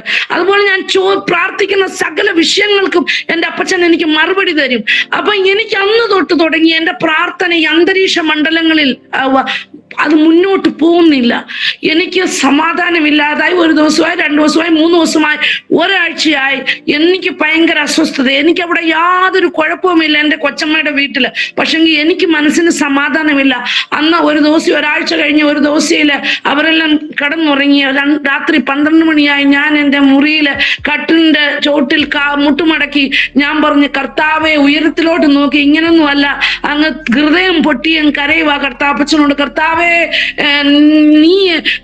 നീ ആഗ്രഹിക്കുന്ന ഞാൻ സ്നാനപ്പെടണമെങ്കിൽ കർത്താവെ നീ എന്നോട് സംസാരിക്കണം. ആ പാസ്റ്ററിനോട് ഞാൻ എന്തെങ്കിലും പറഞ്ഞത് ആ പാസ്റ്ററിന്റെ ഹൃദയത്തിന് ദുഃഖം വരുത്തിയിട്ടുണ്ടെങ്കിൽ കർത്താവ് എന്നോട് ക്ഷമിക്കണം. ഞാൻ നാളെ ഉച്ചവരെ ഇങ്ങനെ അപ്പച്ചനോട്, അന്നൊക്കെ മല്യുദ്ധം പിടിക്കുവായിരുന്നു യേശുപ്പച്ചനോട്, ഞാൻ നാളെ ഉച്ചവരെ ഉപവസിക്കാം, നീ എന്നോട് പറഞ്ഞേക്കണം. അഥവാ പറഞ്ഞില്ലെങ്കിൽ ഞാൻ ഇങ്ങനെ തന്നെ ജീവിക്കും, പറഞ്ഞാൽ ഞാനത് ചെയ്യാം. അഥവാ അല്ലെങ്കിൽ പറഞ്ഞില്ലെങ്കിൽ പിന്നെ എനിക്ക് അസമാധാനവും തരരുത്. എനിക്ക് നമ്മൾ തമ്മിലുള്ള എനിക്ക് ആ കൂട്ടുകെട്ട് വേണം. നീ എന്നോട് എൻ്റെ ഹൃദയത്തിൽ എങ്ങനെ ഇരുന്നേ അതുപോലെ ഇനി ഇരിക്കണം. അങ്ങനൊക്കെ ഞാൻ പറഞ്ഞ് കരഞ്ഞു വിളിച്ച് രാത്രി കിടന്നുറങ്ങി. രാവിലെ അവരെല്ലാം ജോലിക്ക് പോയി കഴിഞ്ഞ് ഞാൻ ഇരുന്നു, മുട്ടിന്മേലിരുന്ന് ദൈവസന്നിധിയിൽ പ്രാർത്ഥിച്ചിരുന്നു, വചനം വായിച്ചു, പ്രാർത്ഥിച്ചു. എനിക്കൊന്നും കിട്ടിയില്ല. 12 ഞാൻ നോക്കിയപ്പം 12:30 ആകാറാവുക. 12:30 കഴിയുമ്പോഴൊക്കെ അവർ വരും. ആഹാരം കൊടുക്കേണ്ട സമയമാണ്. അവർ വരുമ്പോൾ ഞാൻ എടുത്ത് ആഹാരം കൊടുക്കുന്നത്. അപ്പൊ ഞാൻ ഇങ്ങനെ നോക്കി, കർത്താവേ, ഇത്ര സമയമായി നീ എന്നോടൊന്നും മിണ്ടിയില്ലല്ലോ, ഒന്നും പറഞ്ഞില്ലല്ലോ എന്ന് ഓർത്തു. ഞാൻ അവസാനം പ്രാർത്ഥിക്കുക, അപ്പച്ച 15 മിനിറ്റ് ഉണ്ട്, നിനക്ക് എന്നോട് പറയാനുള്ളത് പറയാം. ഞാൻ ഇങ്ങനെ കണ്ണടയ്ക്കുവേ, എന്റെ മുന്നിൽ ഒരു ഗോൾഡൻ ലാംഗ്വേജിൽ, ബ്ലാക്ക് ബോർഡിൽ ഗോൾഡൻ ലാംഗ്വേജിൽ ഒരു നെയിം പ്ലേറ്റ് പോലുള്ള ഇതില് എഴുതി കാണിക്കുക, അപ്പോസ്തല പ്രവർത്തികൾ 22-ാം അധ്യായം 14 മുതൽ 16 വരെയുള്ള വാക്യങ്ങൾ. അത് പിന്നെ ഞാൻ കണ്ണു തുറക്കുമ്പോൾ ഭിത്തി മാത്രം കൊണ്ട് ഒന്നുമില്ല. അങ്ങനെ കണ്ണു തുറക്കുകയും അടയ്ക്കുകയും ഞാൻ 4 പ്രാവശ്യം ചെയ്തു. കണ്ണടച്ചപ്പോഴൊക്കെയും ഇത് ഞാൻ കാണും. അപ്പൊ അന്ന് എനിക്ക് അറിയത്തില്ല എന്റെ യേശു എന്നോട് ഇങ്ങനെ സംസാരിക്കുന്നതിന്. അതിനു മുമ്പ് എനിക്ക് വചനത്തിൽ കൂടെ അങ്ങനെ ഒരു ദർശനം പോലെ കണ്ട് സംസാരിച്ച ഒരു അനുഭവമില്ല. അന്ന് ഞാൻ എടുത്ത വചനം വായിച്ചു. ഞാൻ ഇവിടെ അത് വായിക്കുവാൻ ആഗ്രഹിക്കുന്നു. ഇതിൽ ഇപ്രകാരമാണ് എഴുതിയിരുന്നത്.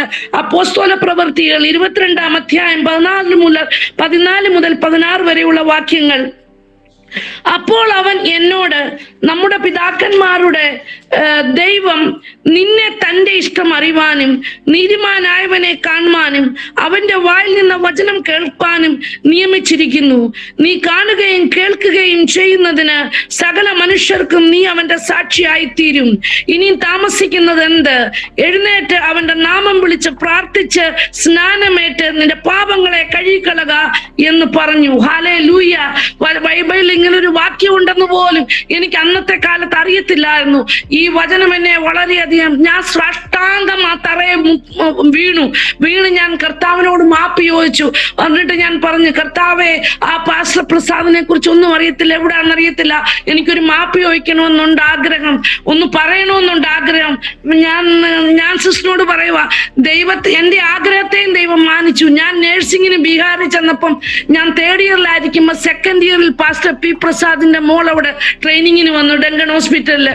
അപ്പൊ അങ്ങനെ ഞാൻ അറിഞ്ഞു ഇവള് പാസ്റ്റർ പി പ്രസാദിന്റെ മോളാണ്. അങ്ങനെ ഞാൻ ആ മോളോട് പറഞ്ഞു, ആ പാസ്റ്ററിനോട് എനിക്ക് അങ്ങനെ, ആ പാസ്റ്റർ ഞാൻ അവിടെ ഉള്ളപ്പോ അവിടെ വരികയും എന്റെ ഈ സാക്ഷ്യം ഞാൻ പറയാൻ ഇടയാകുകയും ചെയ്തു. അങ്ങനെ ഞാൻ ഉടനെ തന്നെ എന്റെ കുഞ്ഞമ്മച്ചിയോട് പറഞ്ഞു, എനിക്ക് സ്നാനപ്പെടണം. എന്റെ വീട്ടിൽ ഒരു ഇല്ലണ്ടെടുത്ത് എഴുതി അച്ചാച്ചിക്കും അമ്മയ്ക്കും, ഞാൻ സ്നാനപ്പെടുകയാണ്, നിങ്ങൾ വിഷമിക്കരുത്, എന്നെ കുറിച്ച് ഒന്നും തെറ്റിദ്ധരിക്കരുത്, പക്ഷെങ്കിൽ ദൈവം എന്നോട് സംസാരിച്ചു, ഇനി ഞാൻ സ്നാനപ്പെടുവാന്ന് പറഞ്ഞു. പിന്നെ അങ്ങനെ എന്റെ കുഞ്ഞമ്മച്ചി ഞങ്ങളുടെ ലോക്കൽ പാസ്റ്ററിന്റെ അവിടെ എന്നെ കൊണ്ടുപോയപ്പോ സ്നാനത്ത് സുമയ്ക്ക് സ്നാനം വേണമെന്ന് പറഞ്ഞു. ആ പാസ്റ്റർ പറഞ്ഞു, അങ്ങനെ സുമ പറയുന്ന ഉടനെ സ്നാനം തരാനൊക്കത്തില്ല, 1 മാസമെങ്കിലും അതിന് ബൈബിൾ സ്റ്റഡി എടുക്കണമെന്ന് പറഞ്ഞു. അങ്ങനെ ചർച്ച് തീരുമാനിച്ചു എല്ലാ ട്യൂസ്ഡേയിലും ബൈബിൾ സ്റ്റഡി, സ്നാനപ്പെടാൻ ആഗ്രഹിക്കുന്നവർക്ക് വേണ്ടി. അങ്ങനെ ഞാനും 3 കൊച്ചുങ്ങളുമായിരുന്നു അതിന്, 2 പിള്ളേരും കൂടെ. അങ്ങനെ ഞങ്ങൾ 3 പേര് അതിന് തീരുമാനമെടുത്തത്. അപ്പം ആദ്യത്തെ ദിവസം ഞങ്ങളുടെ ഒരു ട്യൂസ്ഡേയില് സ്നാനം നടന്നു. എനിക്ക് ഓർമ്മയുണ്ട്, എനിക്ക് ഇത്രേ ഓർമ്മയുള്ളൂ. ഇന്ന് അന്ന് പഠിപ്പിച്ചേ ബാപ്റ്റിസം എന്ന് പറഞ്ഞ ഇമേർഷൻ എന്ന് പറഞ്ഞ പാസ്റ്റർ ഇങ്ങനെ പഠിപ്പിക്കുന്നത് എനിക്ക് ഓർമ്മയുണ്ട്. ആ ഒരു ദിവസത്തെ ആ സ്റ്റഡിയെ നടന്നുള്ളൂ. പിറ്റേ ദിവസം അതിനുള്ള ഒരു മോളെ കുറിച്ച് എന്തോ ഒരു അപഖ്യാതികളൊക്കെ അവിടെ പറഞ്ഞുണ്ടാക്കി. ആ ബൈബിൾ സ്റ്റഡി അവിടെ നിന്നു. എനിക്ക് പാസ്റ്റർ സ്നാനം തന്നില്ല. ഞാൻ ചോദിച്ചോണ്ടേയിരുന്നു, എന്നെ സ്നാനം ഇങ്ങനൊന്നും തരാനൊക്കത്തില്ല, അതിനുള്ള രീതികളൊക്കെ ഉണ്ടെന്നും പറഞ്ഞ് എനിക്കൊന്ന് സ്നാനം തന്നില്ല. എന്റെ ഹൃദയത്തിന് ഭയങ്കര വിഷമമായിരുന്നു എനിക്ക് സ്നാനം ഇരുന്നതിന്. പക്ഷെങ്കിൽ ഞാൻ എന്റെ യേശുവിനോട് ഒരു തീരുമാനം ഞാൻ പറഞ്ഞു. എന്റെ യേശുവിനോട് ഞാനൊരു കാര്യം പറഞ്ഞു, അപ്പച്ച, എനിക്കിത് ആവശ്യമെങ്കിൽ എന്റെ മാതാപിതാക്കൾക്കും എന്റെ സഹോദരങ്ങൾക്കും ഈ സ്നാനം ആവശ്യമാകുന്നു. ഈ വചനപ്രകാരം സ്വർഗത്തിൽ എത്തണമെങ്കിൽ ഇത് നടന്നേ തീരുകയുള്ളൂ. അതുകൊണ്ട് ഞാൻ സ്നാനപ്പെടുന്നതിന് മുൻപ് എന്റെ മാതാപിതാക്കളും എന്റെ സഹോദരങ്ങളും സ്നാനപ്പെടുവാൻ അങ്ങ് കാരണമാക്കണമേ എന്ന് പറഞ്ഞു. ഞാൻ വിശ്വസ്തയോടുകൂടെ പ്രാർത്ഥിച്ചുകൊണ്ടിരുന്നു. കുറച്ചു ദിവസം കഴിഞ്ഞു ഞാൻ നേഴ്സിങ്ങിന് വേണ്ടി ബീഹാറിൽ കടന്നുപോയി. അന്ന് ഓർക്കണം, എന്റെ പ്രിയപ്പെട്ടവരെ, ഞാൻ സ്നാനപ്പെട്ടിട്ടില്ല. പക്ഷെ ഞാൻ എന്റെ കുടുംബത്തിന് വേണ്ടി പ്രാർത്ഥിച്ചുകൊണ്ടിരിക്കുക, എനിക്കും വേണ്ടി പ്രാർത്ഥിച്ചുകൊണ്ടിരിക്കുക. അങ്ങനെ 1-2 വർഷത്തിനിടയിൽ ദൈവം 2 വർഷം കഴിഞ്ഞപ്പോൾ അത്ഭുതകരമായി എൻ്റെ കുടുംബം, എൻ്റെ അച്ചാച്ചി, എൻ്റെ അമ്മയും എൻ്റെ സഹോദരങ്ങളും സ്നാനപ്പെടുവാൻ ഇടയായി. ആ ഡീറ്റെയിലേക്ക് ഞാൻ പോകുന്നില്ല, കാരണം ഒത്തിരി പിന്നെ ലെങ്തി ആയി പോവും, അതുകൊണ്ട് ഞാൻ പോകുന്നില്ല. അന്ന് ഞാൻ സ്നാനപ്പെട്ടിട്ടില്ല. അങ്ങനെ ഞാൻ നേഴ്സിംഗിൽ കടന്നുപോയി. എൻ്റെ സെക്കൻഡ് ഇയർ, എൻ്റെ ഫസ്റ്റ് ഇയറിലെ ഇനിയും പറയാം, ഫസ്റ്റ് ഇയറിൽ എൻ്റെ ആദ്യത്തെ ദിവസത്തെ എക്സാം എഴുതുക. ആദ്യത്തെ ദിവസം ഫൈനൽ ഇയറിന്റെ ഫസ്റ്റ് എക്സാം, അനോട്ടമിയുടെ എക്സാം എഴുതുക. ഞാൻ പോയി അവിടെ പരീക്ഷയ്ക്ക് ഇരുന്നപ്പം തൊട്ട് എനിക്ക് തല കറങ്ങുന്നുണ്ട്. ഞാൻ വളരെ ശ്രമിച്ച് ആ ചെയറിൽ ഇങ്ങനെ പിടിച്ച്, മുന്നിലുള്ള ആ ടേബിളെ പിടിച്ച് ഞാനിങ്ങനെ, ഞങ്ങൾ അന്ന് ഫിൽ ഇൻ ദ ബ്ലാങ്ക്സ്, ഏറ്റവും ബെസ്റ്റ് ആൻസർ ഗോള എഴുതണം. അപ്പൊ ഇങ്ങനെ കുത്തണം അതിനകത്ത്. അപ്പൊ ഞാൻ ഇങ്ങനെ പിടിച്ച് 1, 2, 3, 4 ക്വസ്റ്റ്യൻ ഞാൻ ഫില്ല് ചെയ്ത് കഴിഞ്ഞ് എനിക്ക് പിന്നെ യാതൊന്നും ഓർമ്മയില്ല. എനിക്ക് ബോധം വരുന്ന ഉടനെ ഞങ്ങളുടെ ആ ലെക്ചറർ ഹാളിന്റെ ബാക്ക് സൈഡിൽ ഒരു ഇതുണ്ട്, ബാക്ക് സൈഡില് എന്താ പറയുന്നേ, അതിന് ഒരു ഹൈറ്റ് ഉള്ള ഏരിയ ഉണ്ട്. അവിടെ മെയിൻ ആൾക്കാരൊക്കെ വന്നിരുന്നു. ഓരോ ഫംഗ്ഷൻ ഉള്ളപ്പം കാണുന്നതാ, ഒരു പാരപ്പെട്ട് പോലും മേളില്ല ഒരു സ്ഥലം. ഞാൻ നോക്കിയപ്പോ അവിടെ ഞാൻ ഒരു മെത്തെ കിടപ്പുണ്ട്. എൻ്റെ കയ്യിലൊരു പേപ്പറുണ്ട്, എൻ്റെ കയ്യിലൊരു പേനയുണ്ട്. എൻ്റെ ഹോഷ് വന്നപ്പോ, എൻ്റെ ബോധം വന്നപ്പം എൻ്റെ ട്യൂട്ടർ വന്ന് എൻ്റെ കയ്യിൽ നിന്ന് ആ പേപ്പർ വാങ്ങിച്ചുകൊണ്ട് പോയി. ഞാന് അവിടെ കിടന്ന്, അതിന്റെ ഇടയ്ക്ക് എനിക്ക് ഓർമ്മയുണ്ട്, ഞാൻ ആദ്യം ഇടയ്ക്ക് ഇവര് എന്നെ വന്ന് കുടിപ്പിക്കുന്നതൊക്കെ എനിക്ക് ഓർമ്മയുണ്ട്. നാരങ്ങ വെള്ളം ആയിരുന്നോ എന്തുവാന്ന് എനിക്ക് ഓർമ്മയില്ല. പക്ഷെങ്കിൽ വേറെ ഒന്നും എനിക്ക് ഓർമ്മയില്ല. ഞാൻ വളരെ ദുഃഖിച്ചു. അത് കഴിഞ്ഞ്, കർത്താവെ, ഞാൻ ഒന്നും എഴുതിയിട്ടില്ല, ഞാൻ എങ്ങനെ പരീക്ഷയ്ക്ക് ജയിക്കും? അപ്പൊ എനിക്ക് പേടിയാ, പരീക്ഷയ്ക്ക് തോറ്റുപോയ ബൈക്കാവും. കർത്താവെ, നീ എന്നെ ജയിപ്പിക്കണേ. ഞാൻ ഒന്നും എഴുതിയിട്ടില്ല, 4 ഉത്തരമേ ഞാൻ എഴുതിയിട്ടുള്ളൂ. ഞാൻ ദൈവമക്കളെ പറയട്ടെ, എൻ്റെ പരീക്ഷയുടെ റിസൾട്ട് വന്നപ്പോൾ എനിക്ക് 64 മാർക്കുണ്ട്. ഞാൻ എഴുതിയ 4 മാർക്കും പരിശുദ്ധാത്മാവ് എന്നെ കൈപിടിച്ച് എഴുതിപ്പിച്ച 60 മാർക്കും. അങ്ങനെ അന്ന് 60% ജയിക്കാൻ വേണ്ടി, അങ്ങനെ 64% ഉയരത്തിലെ ദൈവം എനിക്ക് എന്നെ അനുഗ്രഹിച്ചു. പിന്നെ എൻ്റെ സെക്കൻഡ് ഇയറിൽ ഞാൻ എന്ന് പറഞ്ഞ, ഞങ്ങൾ അവിടെ പ്രാർത്ഥനയൊക്കെ തുടങ്ങി. ആ ഹോസ്റ്റലിനകത്ത് ഞങ്ങൾ 3-4 പേര് ചേച്ചിമാരും ഞങ്ങൾ ഇരുന്നിങ്ങനെ പ്രാർത്ഥിക്കും. നല്ല പ്രാർത്ഥന ശക്തിയോട്. അന്ന് സ്നാനപ്പെട്ടിട്ടില്ലെങ്കിലും പെന്തിക്കോസ്തുകാരെങ്ങനെ അതുപോലത്തെ എൻ്റെ ആ കൊച്ചിലെ തൊട്ട് ദൈവം എനിക്ക് അങ്ങനെ പ്രാർത്ഥനയിൽ ഒരു അനുഗ്രഹം. അങ്ങനെ ഞങ്ങൾ ചെയ്യും, ഡെയിലി ചെയ്യും, ഓൾട്ടർനേറ്റ് ഡേറ്റ് ഇങ്ങനെ ചെയ്തുകൊണ്ടിരിക്കും. അപ്പം ഫെബ്രുവരി മാസം 26-ാം തീയതി എൻ്റെ ബർത്ത്ഡേയാ. അപ്പൊ ആ വർഷം 1989-ൽ ഞാൻ എൻ്റെ കർത്താവിനോട് ഒരാഴ്ച മുമ്പ് തൊട്ടേ പറയാൻ തുടങ്ങി, കർത്താവെ, ഈ ബർത്ത്ഡേക്ക് നിന്റെ പരിശുദ്ധാത്മാവിനാൽ എന്നെ അഭിഷേകം ചെയ്യണം. ഞാൻ അഭിഷേകം ചെയ്ത അന്യഭാഷകളിൽ നിന്നെ ആരാധിപ്പാൻ ഞാൻ ആഗ്രഹിക്കുന്നു. അപ്പൊ ഞാൻ 1982 രക്ഷിക്കപ്പെട്ടത്. ഞാൻ 7-ാം ക്ലാസ്സിന്റെ അവധിക്ക്. അന്ന് തൊട്ട് ഞാൻ എൻ്റെ ഹൃദയത്തിനുള്ളിൽ അന്യഭാഷയ്ക്ക് വേണ്ടി പ്രാർത്ഥിക്കുമായിരുന്നു. കർത്താവ്, ഇത്രയും വർഷമായി ഇതുവരെ എനിക്ക് അന്യഭാഷ കിട്ടിയിട്ടില്ല, ഈ എൻ്റെ ബർത്ത്ഡേക്ക് വേണം. അത് കഴിഞ്ഞ് വേണ്ട അപ്പ, ഇനി പ്രാവശ്യം തന്നേ ഒക്കൂ, അങ്ങനെ പറയും. അപ്പൊ ഞാൻ കലണ്ടറിൽ നോക്കിയപ്പോ എനിക്ക് ഭയങ്കര സന്തോഷം. ആ ബർത്ത്ഡേ ഒരു സൺഡേയിലാ. അപ്പൊ ഞാൻ ഓർത്ത് എനിക്ക് ചർച്ചിൽ പോകുമ്പം കിട്ടും, അവിടെ നിന്ന് അന്യഭാഷ കിട്ടും. അതാ ഞാൻ ഓർക്കുന്നത്. ഗ്യാതറിംഗ് ഒക്കെ അവിടെ ഉണ്ടല്ലോ. അത്രമാത്രമുള്ള ഒരു CNI പോലെയുള്ള ഒരു പ്രാർത്ഥനയാണ് അവിടെ, CSI CNI പോലെയുള്ള. പക്ഷെങ്കിൽ ഞാൻ ഓർക്കും, അവിടെ ഞാൻ ഒത്തിരി ആഗ്രഹത്തോട് പ്രാർത്ഥിച്ചുകൊണ്ട്, അപ്പച്ചാ എന്നെ നിറയ്ക്കണേന്ന്. പക്ഷെങ്കിൽ എനിക്കൊന്നും അഭിഷേകം കിട്ടിയില്ല അവിടെ. ഞാൻ വളരെ ദുഃഖത്തോട് തിരിച്ചു വന്നു. അന്ന് ഞാൻ ഫാസ്റ്റിംഗ് എടുത്തു, തിരിച്ചെന്റെ റൂമിൽ വന്നു. അന്ന് ഉച്ചയ്ക്ക് മൊത്തം ഇരുന്ന് പ്രാർത്ഥിച്ചു, കർത്താവെ, ഇന്ന് രാത്രി തരണേ. ഉച്ച മൊത്തം പ്രാർത്ഥിച്ചിട്ടും കിട്ടിയില്ല. പിന്നെ ഞാൻ പറഞ്ഞു, കർത്താവെ, വൈകിട്ട് എനിക്ക് യൂത്ത് ഫെലോഷിപ്പ് ഉണ്ട്, അതിനെനിക്ക് ലഭിക്കണേ. വളരെ ആഗ്രഹത്തോടുകൂടി. ഇങ്ങനെ ഞാൻ പറയുന്ന പോലെ ഒന്നുമല്ല. അന്ന് എൻ്റെ ഹൃദയം അങ്ങിലെ രക്തം കണ്ണീന്ന് വരുന്ന പോലെ ധാരധാരയായിട്ട് കണ്ണുനീര് ദൈവസന്നിധിയിൽ ഒഴുകുന്ന, കർത്താവെ, നീ എന്നെ നിറയ്ക്കണേ. അന്ന് അവിടെ കടന്നുപോയി. യൂത്ത് ഫെലോഷിപ്പ് 9 മണിയായപ്പം കഴിഞ്ഞു. എനിക്ക് ആ പ്രാർത്ഥനയിലും പാട്ടിലും ഒന്നും എനിക്ക് അഭിഷേകം കിട്ടിയില്ല. ഞാൻ എല്ലാം നഷ്ടപ്പെട്ട ഒരു വ്യക്തിക്ക് എത്രമാത്രം ദുഃഖം ഉണ്ടാകുന്നു, അതുപോലത്തെ ദുഃഖത്തോടുകൂടി ഞാൻ കരഞ്ഞുകൊണ്ട് ഞാൻ ഫസ്റ്റ് ഫ്ലോറിൽ ആ സീഡി കയറി. ഞാൻ മേപ്പോട്ട് കയറുമ്പോൾ എൻ്റെ ഒരു സീനിയർ ചേച്ചി, സാനി ചേച്ചിയുടെ റൂമിൽ ഒരു പ്രാർത്ഥനയുടെ ശബ്ദം ഞാൻ കേട്ടു. അപ്പൊ ഞങ്ങളെല്ലാം പൂട്ടിയിട്ടാ പ്രാർത്ഥിക്കുന്നത്. കാരണം അവിടെ ഞങ്ങൾ ഒച്ച വെച്ച് പ്രാർത്ഥിക്കുന്നെന്ന് പറഞ്ഞ് വാർഡൻ എനിക്കൊത്തിരി സ്ട്രിക്റ്റ് ഞങ്ങൾക്ക് ഓർഡർ തന്നായിരുന്നു, ഇങ്ങനെ ഉറക്കൊന്നും പ്രാർത്ഥിക്കരുതെന്ന്. അപ്പം അങ്ങനെ ഞങ്ങൾ അതിനെ പൂട്ടിയിട്ട. അപ്പൊ ഞാൻ അങ്ങോട്ട് ചെല്ലുക, ആ കതവ് തുറന്നു കിടപ്പുണ്ട്. യേശോപ്പച്ചൻ എനിക്ക് വേണ്ടി ആ കതവ് ഒന്ന് തുറന്നിട്ടിരുന്നു. ഹല്ലേലൂയ. ഞാൻ അതിനകത്തോട്ട് ഒരു സന്തോഷത്തോട്, ദൈവമേ ഇവിടെ പ്രാർത്ഥനയുണ്ടല്ലോ, കയറി അവിടോട്ടിരുന്നു. എൻ്റെ ദൈവമക്കളെ, ഞാൻ കയറി ഇരുന്ന് മുട്ടുമടക്കുകയും അവിടെ പാടി ഒരു ലൈൻ പാട്ട് പാടി. അത് കഴിഞ്ഞ് എനിക്ക് ഒന്നും അറിയത്തില്ല.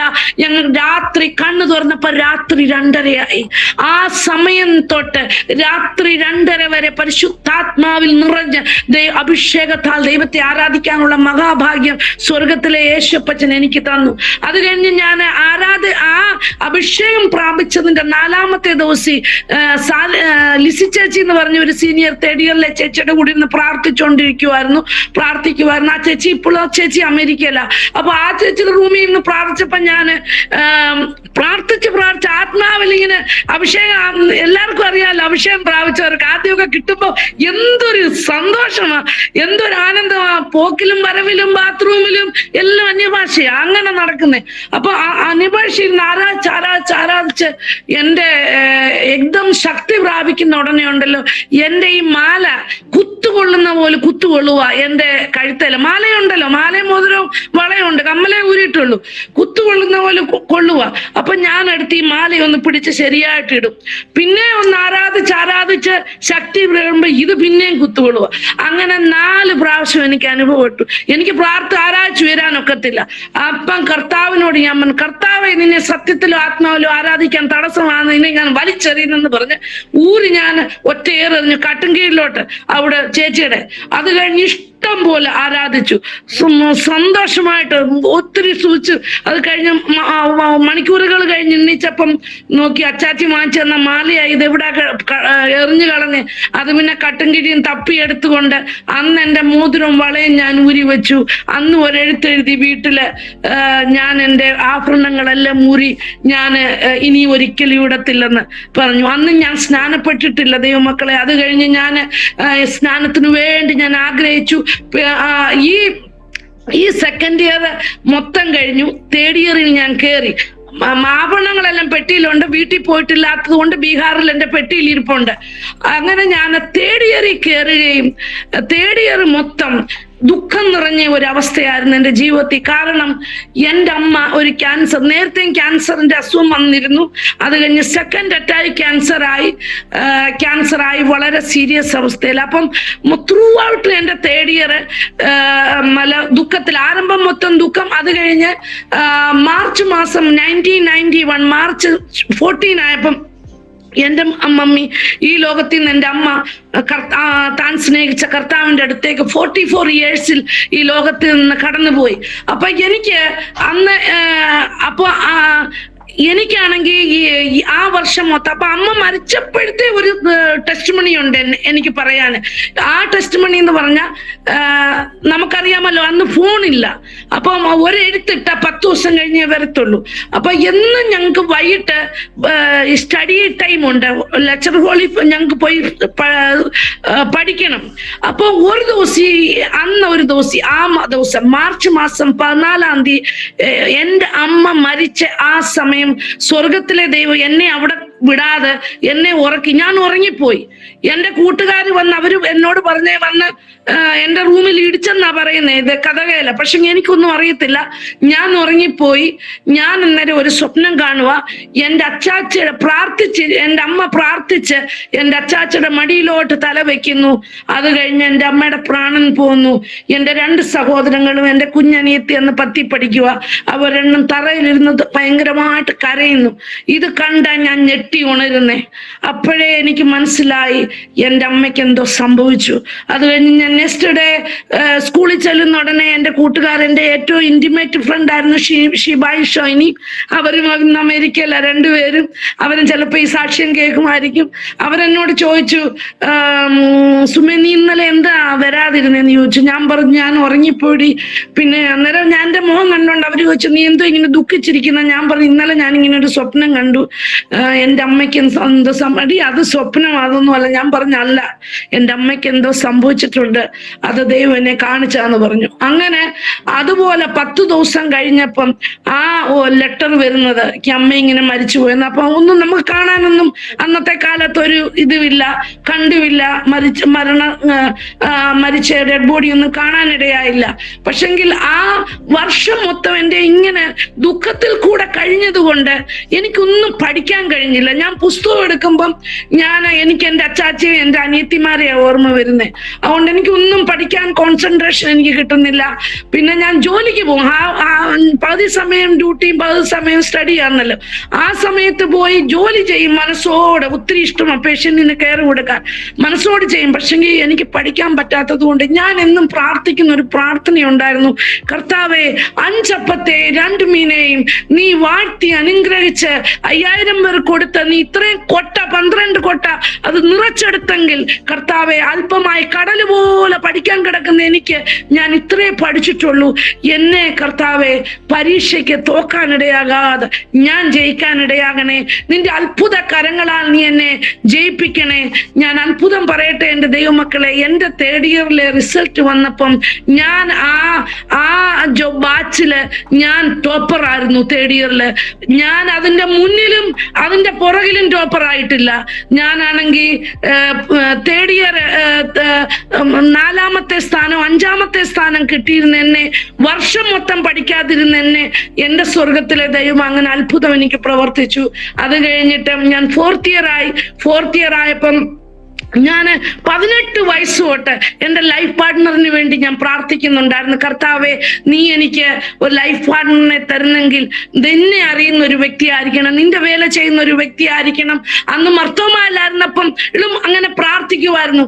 അത് കഴിഞ്ഞ് ഞാൻ ഈ ഡെയിലി പ്രാർത്ഥിക്കുമ്പം അങ്ങനെ ഞാൻ 4th ഇയർ ആയപ്പം ഒരു പകുതിയൊക്കെ ആയപ്പോ എൻ്റെ പപ്പായുടെ എൻ്റെ ജ്യേഷ്ഠന്റെ മോൻ, എൻ്റെ മൂത്ത ആങ്ങള, ഞങ്ങളുടെ കുടുംബത്തിലെ സംശാന് ഒരു 4 പേജിൽ ഒരു എഴുത്തെഴുതി എനിക്ക്.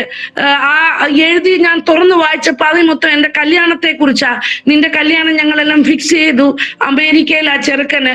അതുകൊണ്ട് നിന്റെ ലേറ്റസ്റ്റ് ഒരു ഫോട്ടോയും ഞാൻ കഴിച്ചാണ്. ഞങ്ങളുടെ മണലൂർ ഫാമിലിയില് ഒരു 30 കുടുംബമുണ്ട് അമേരിക്കയില്. അപ്പൊ അവിടുത്തെ ഒരു കുടുംബത്തിലെ ഒരു കസിൻ, എൻ്റെ അച്ചാച്ചനെ ഒരു കസിൻ ആലോചിച്ചതാ. അവരെല്ലാം സെറ്റിൽ ചെയ്തിട്ട് എനിക്കിങ്ങനെ. അപ്പം ആ എഴുത്ത് വന്ന ഉടനെ ഞാൻ ഓർത്ത്, കർത്താവേ, എന്നെ തിരിച്ച് മർത്തമായി കൊണ്ടുപോകാനുള്ള വലിയൊരു കാര്യമായത്. അപ്പത്തേന് എൻ്റെ അമ്മയും പോയി. എൻ്റെ അച്ചാച്ചി ആണെങ്കിൽ അതിൻ്റെ ഇടയ്ക്ക് ഞാൻ പറയുക, എൻ്റെ അച്ചാച്ചി അത് കഴിഞ്ഞിട്ട് അമ്മ മരിച്ചു കഴിഞ്ഞ അച്ചാച്ചി തിരിച്ചു മർത്തമായി പോയി. പക്ഷെങ്കിൽ ഞാൻ നിങ്ങളോട് പറയട്ടെ, ഞങ്ങൾ 3 പെൺപിള്ളേർ ആ വിശ്വാസത്തിൽ പിടിച്ചു നിൽക്കുവാനും ഹല്ലേലൂയ പെന്തിക്കോസ് വിശ്വാസത്തിൽ നിലനിൽപ്പാൻ സാധിച്ചു. വളരെ പ്രയാസങ്ങൾ ഉണ്ടായിരുന്നു. പക്ഷെ ദൈവം ഞങ്ങളെ സൂക്ഷിച്ചു, പരിപാലിച്ചു. ഞങ്ങളുടെ അമ്മ മരിച്ചു കഴിഞ്ഞ് 23 വർഷം കഴിഞ്ഞ് ഞങ്ങളുടെ ഫാദറിന് വേണ്ടി പ്രാർത്ഥിച്ചുകൊണ്ടിരുന്നു. 23 വർഷം കഴിഞ്ഞ് എൻ്റെ അനിയത്തി അമേരിക്കയിലുണ്ട്. അവിടെ അടുത്ത് ചെന്നപ്പം ഒരു കൺവെൻഷനിൽ ഒരു ദൈവദാസൻ എൻ്റെ അച്ചാച്ചിയോട് പ്രൊഫസി പറഞ്ഞു, നീ 23 വർഷങ്ങൾക്ക് മുൻപ് നിന്റെ കുഞ്ഞുങ്ങളെ വിട്ടിട്ട് അവരെ തന്നെയാക്കിയിട്ട് എൻ്റെ സകലതും അച്ചാച്ചി അന്ന് ചെയ്ത സകല കാര്യങ്ങളും പറഞ്ഞു. അങ്ങനായി അവിടെ വെച്ച് അച്ചാച്ചി സാഷ്ടാംഗം ദൈവസന്നിധി വീണ്. ഞാൻ അന്ന് രാജസ്ഥാനിലിരിക്കുമ്പോൾ ഞങ്ങൾക്ക് ഫോൺ വന്നു. എന്നോട് പറഞ്ഞു, മക്കളെ, ഞാൻ ഏറ്റവും ദുഃഖിപ്പിച്ച നിന്നെയാ, എന്നോട് ക്ഷമിക്കണമെന്ന് പറഞ്ഞ് ഞാൻ ഇനി നാട്ടിൽ തിരിച്ചു വന്ന ഉടനെ പെന്തിക്കോസ്റ്റിലെ പോകത്തുള്ളൂ. അങ്ങനെ നാട്ടിൽ തിരിച്ചു വന്ന മർത്തോമ പള്ളിയിൽ കൊണ്ടുപോയി റെസിഗ്നേഷൻ കൊടുത്തു. അത് കഴിഞ്ഞ് ഇന്നും എൻ്റെ അച്ചാച്ചി ജീവനോടുണ്ട്, പെന്തിക്കോസ്റ്റിൽ തന്നെ ഇരിക്കുന്നു. അങ്ങനെ ആ സമയത്തും ഞങ്ങളന്ന് ഞങ്ങളന്ന് ഈ പെന്തിക്കോസ്റ്റൽ വിശ്വാസത്തിൽ വരുന്ന ഉടനെ ഞങ്ങളുടെ വീട്ടുകാരൻ, ഞങ്ങളുടെ അച്ചാച്ചി എല്ലാം, ഞങ്ങളുടെ ഫാദർ പറഞ്ഞ, നിങ്ങളുടെ കല്യാണമൊന്നും പെന്തിക്കോസ്തുകാരെയും കൊണ്ട് ഞങ്ങൾ കെട്ടിക്കത്തില്ല, ഞങ്ങൾ ആരെയും നോക്കി പോത്തില്ല. പക്ഷെ ഞാൻ ദൈവമക്കളോട് പറയട്ടെ, ഞങ്ങൾക്ക് 3 പേർക്കും ദൈവത്തെ സ്നേഹിക്കുന്ന 3 ദൈവദാസന്മാരെ, പാസ്റ്റേഴ്സിനെ, ദൈവദാസന്മാരെ കർത്താവ് ഞങ്ങൾക്ക് ഭർത്താവായി തന്നു. ആരും ഞങ്ങൾക്ക് വേണ്ടി അന്വേഷിച്ച് കടന്നു പോയതല്ല. കർത്താവ് തന്നെ ഞങ്ങൾക്ക് വേണ്ടി കൊണ്ടു തന്നു. ഹല്ലേലൂയ. ഇന്ന് എന്നെക്കാളും എൻ്റെ കുടുംബത്തെക്കാളും ദൈവവേല ചെയ്ത് എൻ്റെ 2 സഹോദരങ്ങളും അവരുടെ കുടുംബങ്ങളും ജീവിക്കുന്നു. ഹല്ലേലൂയ. ദൈവനാമത്തിന് നന്ദിയോട് സ്തോത്രം. തന്റെ ഭക്തന്മാരെ കാക്കുകയും പോറ്റുകയും ചെയ്യുന്ന കർത്താവ് ഒരിക്കലും ഒരു നിമിഷത്തേന് പോലും ഞങ്ങളെ തള്ളിക്കളഞ്ഞില്ല. അവൻ പെറ്റമ്മയെക്കാൾ എൻ്റെ അമ്മ മരിക്കുന്നിടവരെ എൻ്റെ കർത്താവ് എൻ്റെ പിതാവായിരുന്നു. എൻ്റെ അമ്മ എന്ന് മരിച്ചോ അന്ന് ഞാൻ വിവരം അറിഞ്ഞ ഉടനെ ഞാൻ കർത്താവിനോട് ആ ലെറ്റർ കിട്ടിയപ്പം പറഞ്ഞു, കർത്താവ് ഇന്ന് മുതൽ നീ എൻ്റെ അമ്മയുമാ.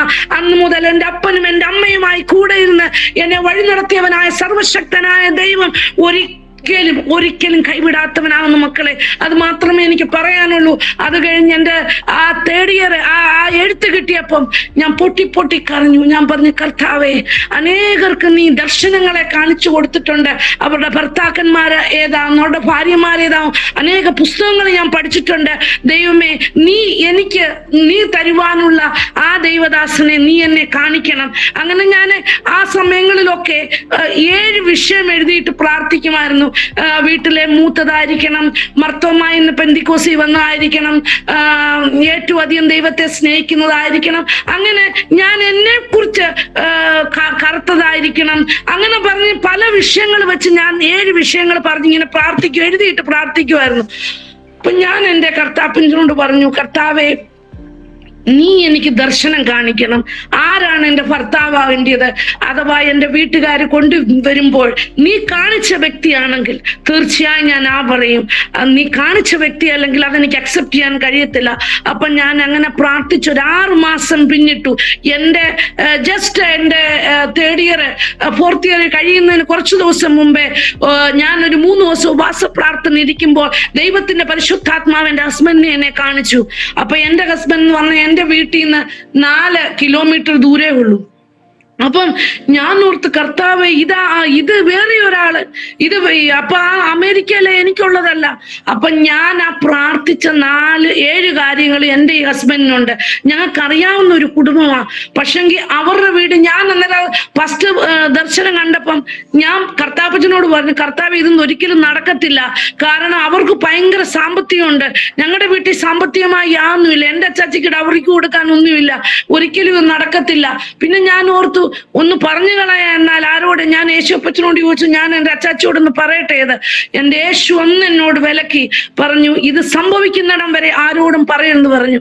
ഞാൻ വിശ്വാസത്തോടുകൂടി ഞാൻ പ്രാർത്ഥിച്ചുകൊണ്ടിരുന്നു അവരുടെ കുടുംബത്തിന് വേണ്ടി, എൻ്റെ ഹസ്ബൻഡിന് വേണ്ടി. കർത്താവെ, എന്നോട് സംസാരിച്ചവൻ ആ ദേവദാസനോട് സംസാരിക്കണം, ആ കുടുംബത്തോട് സംസാരിക്കണം, എൻ്റെ ഫാദറിനോട് സംസാരിക്കണം. ഞാൻ ചുരുക്കി പറയട്ടെ ദൈവമക്കളെ, അതാത് സമയങ്ങളിൽ എൻ്റെ ഭർത്താവിനോട് ദൈവം സംസാരിച്ചു. എൻ്റെ ഫാദറിന് സ്വപ്നത്തിൽ കൂടെ ദൈവം വെളിപ്പെടുത്തി. അങ്ങനെ ഞങ്ങളുടെ വിവാഹം അത്ഭുതകരമായിട്ട് ആരും ആലോചിക്കാതെ സ്വർഗത്തിലെ ദൈവം, ഹല്ലേലൂയ, 1992 ഓഗസ്റ്റ് മാസം 20-ാം തീയതി നടക്കുവാൻ സ്വർഗത്തിലെ ദൈവം ഞങ്ങൾക്ക് വഴിയൊരുക്കി തന്നു. ഹല്ലേലൂയ. അത് കഴിഞ്ഞ് ഞങ്ങൾ നോർത്ത് ഇന്ത്യയിൽ കടന്നു വന്നു. നോർത്ത് ഇന്ത്യയിൽ കടന്നു കഴിഞ്ഞ് ഇനി ഞാൻ വിടുതൽ പ്രാപിച്ച സ്ഥലം മാത്രം, രോഗത്തിൽ നിന്ന് വിടുതൽ പ്രാപിച്ച മാത്രം ഞാൻ പറഞ്ഞു പോവാം. കാരണം എൻ്റെ അല്ലെങ്കിൽ തീരത്തില്ല ടെസ്റ്റ് മണി. അത് കഴിഞ്ഞ് ഞാൻ നോർത്ത് ഇന്ത്യ വന്നു കഴിഞ്ഞ് 28-ാമത്തെ വയസ്സിൽ, ഹല്ലേലൂയ, ഇതിനിടയ്ക്ക് ഒത്തിരി ദൈവിക കാര്യങ്ങളുണ്ട് പറയാൻ, ദൈവ പ്രവൃത്തികളുണ്ട് പറയാൻ, ദൈവവേലകളുണ്ട് പറയാൻ. പക്ഷെങ്കിൽ അതൊക്കെ ഞാൻ പറയുന്നില്ല. ഇപ്പം ഞാൻ 28-ാമത്തെ വയസ്സിൽ ഏറ്റവും അധികം ഞങ്ങള് ദേശത്തിന് വേണ്ടി ബനാറസിനടുത്ത് രേണുക്കോട്ട് എന്ന പ്രദേശത്ത് ഞങ്ങള് ദൈവവേലയും ചെയ്തുകൊണ്ടിരിക്കുമ്പോൾ ഞാൻ ഹാർട്ട് പേഷ്യൻ്റായി. എൻ്റെ ഏജ് ഓഫ് 28. എൻ്റെ ഒരു ECG പോലും നോർമൽ അല്ല. എല്ലാത്തിനും ഇസ്കീമിയൽ ഹാർട്ട് ഡിസീസാ വരുന്നേ. എനിക്ക് എൻ്റെ ശ്വാസം എടുക്കുന്നത് കുറച്ചു ദൂരെ വരെ ഇരിക്കുന്നവർക്കാണ് എൻ്റെ എപ്പോഴും ടെക്കിക്കാർഡിയായ എൻ്റെ മർമർ പ്ലസ് ഡോക്ടർ എഴുതി വെക്കുന്നേ. അങ്ങനെ എന്നെ അഡ്മിറ്റ് ആക്കിയപ്പം അഡ്മിറ്റ് ആയത് പനിയായിട്ട് ആ സമയത്ത് അറിയത്തില്ലായിരുന്നു. 1997 ഫെബ്രുവരി മാസം 1-ാം തീയതി ഞാൻ ജോലി ചെയ്യുന്ന ഇൻഡാൽക്കോയില. അവിടെ ഞാൻ അഡ്മിറ്റായി. അത് കഴിഞ്ഞിട്ട് 12-ാമത്തെ ദിവസമാണെന്ന് തോന്നി, എൻ്റെ 12-ാമോ 8-ാമത്തെ ദിവസമോ എനിക്ക് ശ്വാസം മുട്ടലുണ്ടായി രാത്രി. അത് കഴിഞ്ഞിട്ട് നല്ലവണ്ണം ഡിസ്നിക്കായി. അത് കഴിഞ്ഞ ഡയഗ്നോസിസ് ആയത് ഞാൻ ഹാർട്ട് പേഷ്യന്റ് ആണെന്ന്. അത് കഴിഞ്ഞിട്ട് ഇടയ്ക്ക് എനിക്ക് പ്രോബ്ലം ഉണ്ട്. ഞാൻ ഒരു ദിവസം ലേറ്റസ്റ്റ് എനിക്ക് ഓർമ്മയുണ്ട്, ഞാൻ സത്യം പറയാൻ ദൈവമക്കളെ, ഒരു മാസമേ ഞാൻ ആ മരുന്ന് കഴിച്ചിട്ടുള്ളൂ. ഇത്രയും മരുന്ന് എനിക്ക് കഴിക്കാൻ വയ്യ. ഞാൻ അതെല്ലാം കൂടെ എടുത്ത് വെച്ചിട്ട് പറഞ്ഞു, കർത്താവേ, ജീവിക്കുന്നെങ്കിൽ നിനക്ക് വേണ്ടി, മരിക്കുന്നെങ്കിൽ നിനക്ക് വേണ്ടി, എനിക്ക് മരിക്കാൻ യാതൊരു ഭയവുമില്ല. അപ്പം എന്നെ ട്രീറ്റ്മെന്റ് ചെയ്ത ഡോക്ടർ അംബരീഷ് ത്രിപാഠി റൗണ്ട് ചെയ്യിപ്പിച്ചുകൊണ്ടിരിക്കും, പറയും, തും ഈശു ഈശു കാത്തേ രഹേഗി, കഭി ഭി മർ ജായേഗി, നാ തുമാരി ആത്മീ കാ ബീബി രഹേഗാ, നാ ബച്ചേ രഹേംഗെ. അങ്ങനെ പറയുമായിരുന്നു, നീ യേശു പറഞ്ഞുകൊണ്ടിരിക്കും, നീ എപ്പം വേണേലും വീണ് മരിക്കും, നിന്റെ ഭർത്താവിന് ഭാര്യയോ നിന്റെ കുഞ്ഞുങ്ങൾക്ക് അമ്മയോ കാണത്തില്ല. അന്ന് എന്റെ കുഞ്ഞിന് മോക്കൊന്ന് 1 വയസ്സ് കഴിഞ്ഞ പ്രായമേ ഉള്ളൂ. ആ സമയം അപ്പോഴും ഞാൻ ചിരിച്ചുകൊണ്ട് ഡോക്ടർ അംബരീഷിനോട് പറയുമായിരുന്നു, ജിയേഗാ തോ പ്രഭു കെ ലിയെ, മരേഗാ തോ ഭി യേശു കെ ലിയെ, ഹല്ലേലൂയ. ഇങ്ങനെ പറയുമായിരുന്നു കർത്താവ്. പിന്നെ എനിക്ക് ഒരു 1.5 വർഷം പിന്നിട്ട് അതിന്റെ ഇടയ്ക്കിടയ്ക്ക് പ്രോബ്ലം ഉണ്ടാവും, ECG എടുക്കും, ഇങ്ങനെ പിന്നെ അങ്ങനെ മുന്നോട്ട് പോകും. രാത്രികളിൽ ദിവസങ്ങള് ഉറങ്ങാനൊക്കത്തില്ല, ശ്വാസം മുട്ടല. എന്റെ ഹസ്ബൻഡ് പ്രാർത്ഥിക്കും, ഇച്ചിരി ആശ്വാസം കിട്ടും, ഞാൻ കിടന്നുറങ്ങും, പിന്നെ എനിക്ക് ശ്വാസം മുട്ടി, പിന്നെ ഇങ്ങനെ ദിവസങ്ങള്, മാസങ്ങള്, വർഷങ്ങൾ ഇങ്ങനെ പിന്നിട്ട്. ഇതിന്റെ ഒക്കെയും ഇടയ്ക്ക് സ്വർഗത്തിലെ ദൈവം എനിക്ക് ജോലിയുമായുള്ള ശക്തി തന്നു. ഞാൻ അഡ്മിറ്റ് ആയി കിടന്നെന്ന് പറഞ്ഞാല് എനിക്ക് തോന്നുന്നു ഒരു 22 ദിവസം കണ്ട ഞാനുള്ള ആബ്സെന്റ് ആയിട്ടുള്ള ഡ്യൂട്ടിയിൽ. അല്ലാത്ത അങ്ങും കർത്താവ് എനിക്ക് ആബ്സെന്റ് ആകാനിടയാൽ അത്യന്ത ശക്തി എന്റെ മേൽ പകർന്ന് എനിക്ക് ഒന്നാന്തരമായിട്ട് നല്ലതായിട്ട് ജോലി ചെയ്യാനുള്ള ആരോഗ്യം ദൈവം തരും. രാത്രി മൊത്തം ഞാൻ ഇങ്ങനെ പരിശാനുമാ. പക്ഷെങ്കിൽ ദൈവം എന്നെ നടത്തിയെന്ന് പറയാം. 1.5 വർഷം കഴിഞ്ഞ് ഞാനൊന്ന് ഓപ്പറേഷൻ തിയേറ്ററിൽ ഞങ്ങളുടെ ജനറൽ സർജൻ അസിസ്റ്റ് ചെയ്തുകൊണ്ടിരിക്കുമ്പോൾ എനിക്ക് ഭയങ്കര ഹെവിനെസ് ഉണ്ടായി. എന്നെ ഒരു പ്രകാരത്തിൽ ഞാൻ അസിസ്റ്റ് ചെയ്ത് നിർത്തിയപ്പം തന്നെ പിന്നെ എമർജൻസി എന്നെ കൊണ്ടുപോയി എമർജൻസി ചെയ്ത് ECG എടുത്തു. എമർജൻസിയിൽ ഓൺ കോൾ ഡോക്ടർ വന്ന്, ഡോക്ടർ ഗംഗുവാൾ എന്ന് പറഞ്ഞ രാജസ്ഥാനി ഒരു ഡോക്ടറായിരുന്നു. ഡോക്ടർ വന്ന് എടുക്കുന്ന ഉടനെ ആ ഡോക്ടർ ആ ഇടയിലായിരുന്നു അവിടെ ജോയിൻ ചെയ്തത്. എന്നെ ചെക്ക് ചെയ്താലും സ്റ്റെതസ്കോപ്പ് വെക്കുന്ന ബൈ ബർത്ത് ഹാർട്ട് പേഷ്യന്റ് ആണെന്നാ ചോദിക്കുന്നത്. അപ്പൊ ഞാൻ പറഞ്ഞ അവർ വിശ്വസിക്കത്തില്ല, ഞാൻ ബൈ ബർത്ത് ഹാർട്ട് പേഷ്യന്റ് അല്ലെന്ന് പറഞ്ഞാൽ അവരൊരു കാരണവശാലും വിശ്വസിക്കത്തില്ല. ആദ്യ നാളുകളിലൊക്കെ പറയുമായിരുന്നു, ജോലി പോകുന്നോർത്ത് കള്ളത്തരം പറയരുതെന്നൊക്കെ. പക്ഷെങ്കിൽ ദൈവത്തിന് മാത്രം അറിയാം എനിക്ക് യാതൊരു പ്രോബ്ലവും ആ സമയത്ത് എനിക്കും ഉണ്ടായിട്ടില്ല. എൻ്റെ ശരീരത്തിന് അകത്തെന്തുകൊണ്ടെന്ന് എനിക്കറിയത്തില്ല, എനിക്കങ്ങനെ അനുഭവപ്പെട്ടിട്ടില്ല. അപ്പം ഞാൻ അന്ന് ആ ഡോക്ടർ ഗംഗുവാൾ ഞങ്ങളുടെ ബ്രിഗേഡിയർ ആയിരുന്നു, ഞങ്ങളുടെ മെഡിക്കൽ സൂപ്രണ്ട്. പുള്ളിക്കാരനെ വിളിച്ചു പറഞ്ഞു, സുമ എമർജൻസിയിലുണ്ട്, ഞാൻ ഈ രാത്രിയിലുള്ള ട്രീറ്റ്മെന്റ് മാത്രം കൊടുക്കും, നാളെ തന്നെ ഇതിനെ ബനാറസിൽ ഹെറിറ്റേജിൽ വിട്ടേക്കണമെന്ന് പറഞ്ഞു റെഫർ ചെയ്ത്. കാരണം സിസ്റ്റർ ശരിക്കും ട്രീറ്റ്മെന്റ് എടുക്കത്തില്ല, ഒത്തിരി സാപ്പിന് ട്രീറ്റ്മെന്റിന്റെ കാര്യത്തില്. അതുകൊണ്ട് എഴുത്തെഴുതി, അവരെനിക്ക് എഴുത്തൊക്കെ എഴുതി അന്നേരം തന്നെ ഡോക്ടർ ബ്രിഗേഡിയർ എനിക്ക് തന്നു. ഇത് ഞങ്ങളുടെ സിസ്റ്റർ എല്ലാ ട്രീറ്റ്മെന്റും ഫ്രീ ആയിട്ട് ചെയ്യണം, സർജറി വേണമെങ്കിലും ഫ്രീ ആയിട്ട് ചെയ്യണം, ഒരു പൈസ പോലും ഇവരോട് മായ്ക്കരുന്നെല്ലാം പറഞ്ഞ് ഞങ്ങളെ ബനാറസി പറഞ്ഞു വിട്ടു. നെക്സ്റ്റ് ഡേ ഞങ്ങൾ ബനാറസിൽ പോയി ഞങ്ങൾ ബസ്സിലാ പോന്നേ. ബസ്സിൽ പോയിക്കൊണ്ടിരിക്കുമ്പോൾ 1.5 മണിക്കൂർ കഴിഞ്ഞു. ഒരു മല കയറി ഇങ്ങനെ ഇറങ്ങുക ബസ്. ഞാന് മൊത്തം സ്വെറ്റ് ചെയ്തു. മൊത്തം സ്വെറ്റ് ചെയ്യുന്ന തല മുതൽ കാല് വരെ സ്വെറ്റായി. എൻ്റെ ശരീരം ഒരു 10-15 കിലോ കുറഞ്ഞ പോലെ എനിക്ക് തോന്നി. എനിക്ക് നല്ലതായിട്ട് ശ്വാസം എടുക്കാൻ പറ്റി. അപ്പോൾ ഞാൻ എൻ്റെ അച്ഛനോട് ചോദിച്ചു, ഞാൻ പറഞ്ഞു, അച്ചു എന്തോ എനിക്ക് സംഭവിച്ചുണ്ട്, യേശുപ്പച്ചൻ എനിക്കൊരു പുതിയ ഹൃദയം വെച്ചെന്നാ തോന്നി, എനിക്ക് ശ്വാസം എടുക്കാൻ കഴിയുമെന്ന് പറഞ്ഞു. അപ്പൊ എൻ്റെ ചെസ്റ്റിനോട്ടാ നോക്കുന്നത്. ആടി നീ ശരിക്കും ശ്വാസം എടുക്കുന്നുണ്ട്, ഇപ്പൊ ഇടിക്കുന്നില്ലല്ലോ എന്ന് പറഞ്ഞു. പിന്നെ ഞാൻ കുറച്ചുകൂടെ വണ്ടി പോയി. അപ്പൊ എനിക്ക് एकदम ഞാൻ ഓൾ റൈറ്റ് ആയി, एकदम ഓൾ റൈറ്റ്. ഞാൻ അന്നേരം പറഞ്ഞു, നമുക്ക് ഇവിടെ ഇറങ്ങാം, അറോറയെന്ന് ഇവിടെ ഒരു സ്ഥലം അറോറയെന്നാന്ന് തോന്നി, നമുക്ക് ഇവിടെ ഇറങ്ങിയിട്ട് തിരിച്ചു പോവാന്ന് പറഞ്ഞു. അച്ചു പറഞ്ഞില്ല, ദൈവം സൗഖ്യമാക്കിയെങ്കിൽ നമുക്ക് റിപ്പോർട്ട് കൊണ്ടുവരാം. അല്ലേലും അവർ പറയുന്ന നമ്മൾ ദൈവത്തെ വിളിച്ചുകൊണ്ടിരിക്കുക, ഇലാജ് ചെയ്യത്തില്ലെന്ന്. ദൈവം പ്രവർത്തിച്ചാണെങ്കിൽ റിപ്പോർട്ട് കൊണ്ട് നമുക്ക് ഡോക്ടറെ കാണിക്കാം. അങ്ങനെ ഞങ്ങൾ ബനാറസിലെത്തി. ഇത്രയും എൻ്റെ മോട്ടാ ഫയലുമായിട്ടാ പോയ 1.5 വർഷത്തെ. അവിടെ കൊണ്ട് എല്ലാം തിരിച്ചു. ഫയല് കണ്ടപ്പോഴേ ഒരു വലിയ ദുഃഖത്തോടുകൂടെ ഡോക്ടർ സിംഗ് എന്നെ നോക്കി, ഇത്രയും 28ാമത്തെ വയസ്സിൽ ഈ കൊച്ചിന് ഇത്രയൊക്കെ പ്രോബ്ലം, 2-3 ഡയഗ്നോസിസ് ഹാർട്ട് റിലേറ്റഡ്. എന്നിട്ട് എന്നെ കിടത്തി പോലുമില്ല, അവിടെ ഇരുത്തി എല്ലാം വായിച്ചു കഴിഞ്ഞ് സ്റ്റെതസ്കോപ്പ് ഇങ്ങനെ വെച്ചുടനെ എന്നോട് പറഞ്ഞു, സിസ്റ്റർ ആക്കി ഡോക്ടർ തോ, എനിക്ക് മനസ്സിലായി നിങ്ങളുടെ ഡോക്ടർ ഗലത്ത് ഡയഗ്നോസിസ് ചെയ്തെന്നാ പറയാൻ വരുന്നേ. അപ്പൊ ഞാൻ പറഞ്ഞു, ഡോക്ടർ ജി വഴി വെച്ച് എന്റെ ഡോക്ടർ തെറ്റല്ല, കാരണം പുള്ളിക്ക് മർമർ കേൾക്കുന്നില്ല. എന്റെ എല്ലാത്തിനകത്തും പ്ലസ് പ്ലസ് പ്ലസ് മൊത്തം 1.5 വർഷത്തെ ഫയലില്. അന്നേരം പറഞ്ഞു, मेरी परमेश्वर मुझे चंगा किया है नहीं പറഞ്ഞ बस में तो वो हंसने लगा, बोला कि आपकी परमेश्वर ചങ്കാ ചെയ്തായിരിക്കും, പക്ഷെങ്കിൽ आपकी ബ്രിഗേഡിയർ എല്ലാം എഴുതിയോണ്ട് എനിക്ക് മൊത്തം ടെസ്റ്റ് ചെയ്തേ ഒക്കൂ എന്ന് പറഞ്ഞു. അങ്ങനെ എന്നെ എല്ലാ ചെക്കും ചെയ്തു. ഈ കോട്ട് MD അന്ന് ചെയ്യാവുന്ന എല്ലാ ടെസ്റ്റും ചെയ്തു, എല്ലാം നോർമൽ. ഒരു റിപ്പോർട്ട് എഴുതി തന്നു. She's every cardiac activity is normal, she can do normal duty, no any cardiac related problem. ആ റിപ്പോർട്ടുമായിട്ട് ഞാൻ തിരിച്ചെന്റെ ഇൻഡാൽക്കോയി വന്ന് രേണുക്കോട്ട് ഞാൻ ഇത് കാണിച്ചു. ചാവൂന്ന് പറഞ്ഞവരോടും എന്നെ അന്ന് അസിസ്റ്റ് ചെയ്ത, ഞാൻ അന്ന് ലാസ്റ്റ് അസിസ്റ്റ് ചെയ്ത ആ ഡോക്ടറോടും എല്ലാവരും അവരോടൊത്ത് ഞാൻ ചാടി ഓടി ആരോഗ്യത്തോട് 9 വർഷം ഞാൻ ജോലി ചെയ്തു. ഇന്ന് ഞാൻ പറയുന്ന 55 വർഷമായി ദൈവം എന്നെ അത്ഭുതകരമായി നടത്തുന്നു. അങ്ങനെ ആ മരണത്തിന്റെ നിഴലിൽ താഴ്വരയിൽ കൂടി ഞാൻ കടന്നുപോയപ്പോഴും സർവശക്തൻ എന്നോട് കരുണ കാണിച്ച് അതിൽ നിന്ന് തന്റെ സൗഖ്യത്തെ എന്റെ മേൽ പകർന്ന് അവന്റെ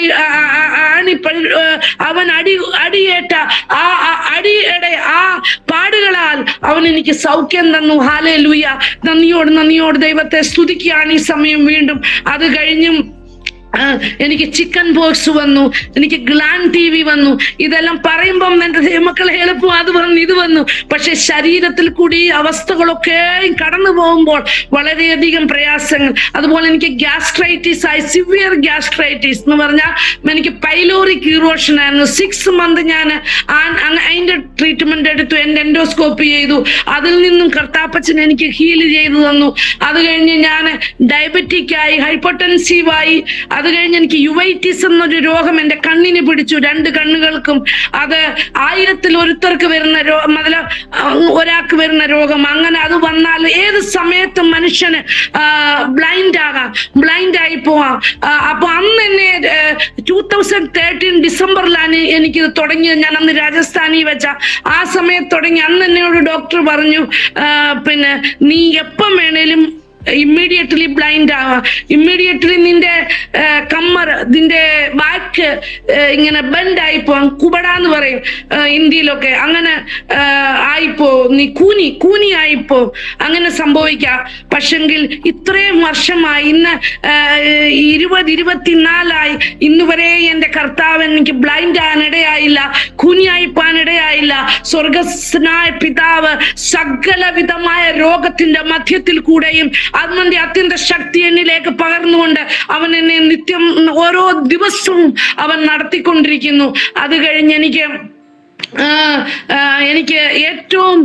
ഞാൻ ഏറ്റവും വേദന അനുഭവിച്ചത്, ശരീരത്തിൽ വേദന അനുഭവിച്ചെന്ന് പറഞ്ഞാൽ ഡയബറ്റിക്കിന്റെ കോംപ്ലിക്കേഷൻ ആയിട്ട് എനിക്ക് ഒരു അബ്സസ് ഉണ്ടായി.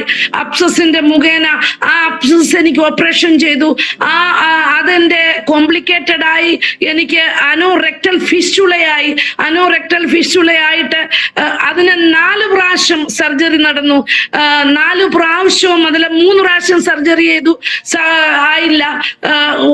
അത് ഒരു മനുഷ്യരെ കൊണ്ടും എന്നെ സർജറി ചെയ്ത് ആർക്കും ആ ഫിഷുള കണ്ടുപിടിക്കുവാനോ അത് റിപ്പയർ ചെയ്യുവാനോ കഴിഞ്ഞില്ല. അതിന്റെ കാരണത്താൽ 4 പ്രാവശ്യം പിന്നെ ഞാൻ ആ സർജറി കൂടെ കടന്നുപോയി. അങ്ങനെ അവസാനത്തെ സർജറി ഞങ്ങള് ലക്നൌവിലായിരിക്കുമ്പോൾ അവിടെ വെച്ച് ഒരു ഡോക്ടർ നടത്തി. ആ ഓപ്പറേഷൻ കഴിഞ്ഞ് അവരെന്നെ കൈവിടുകയായിരുന്നു.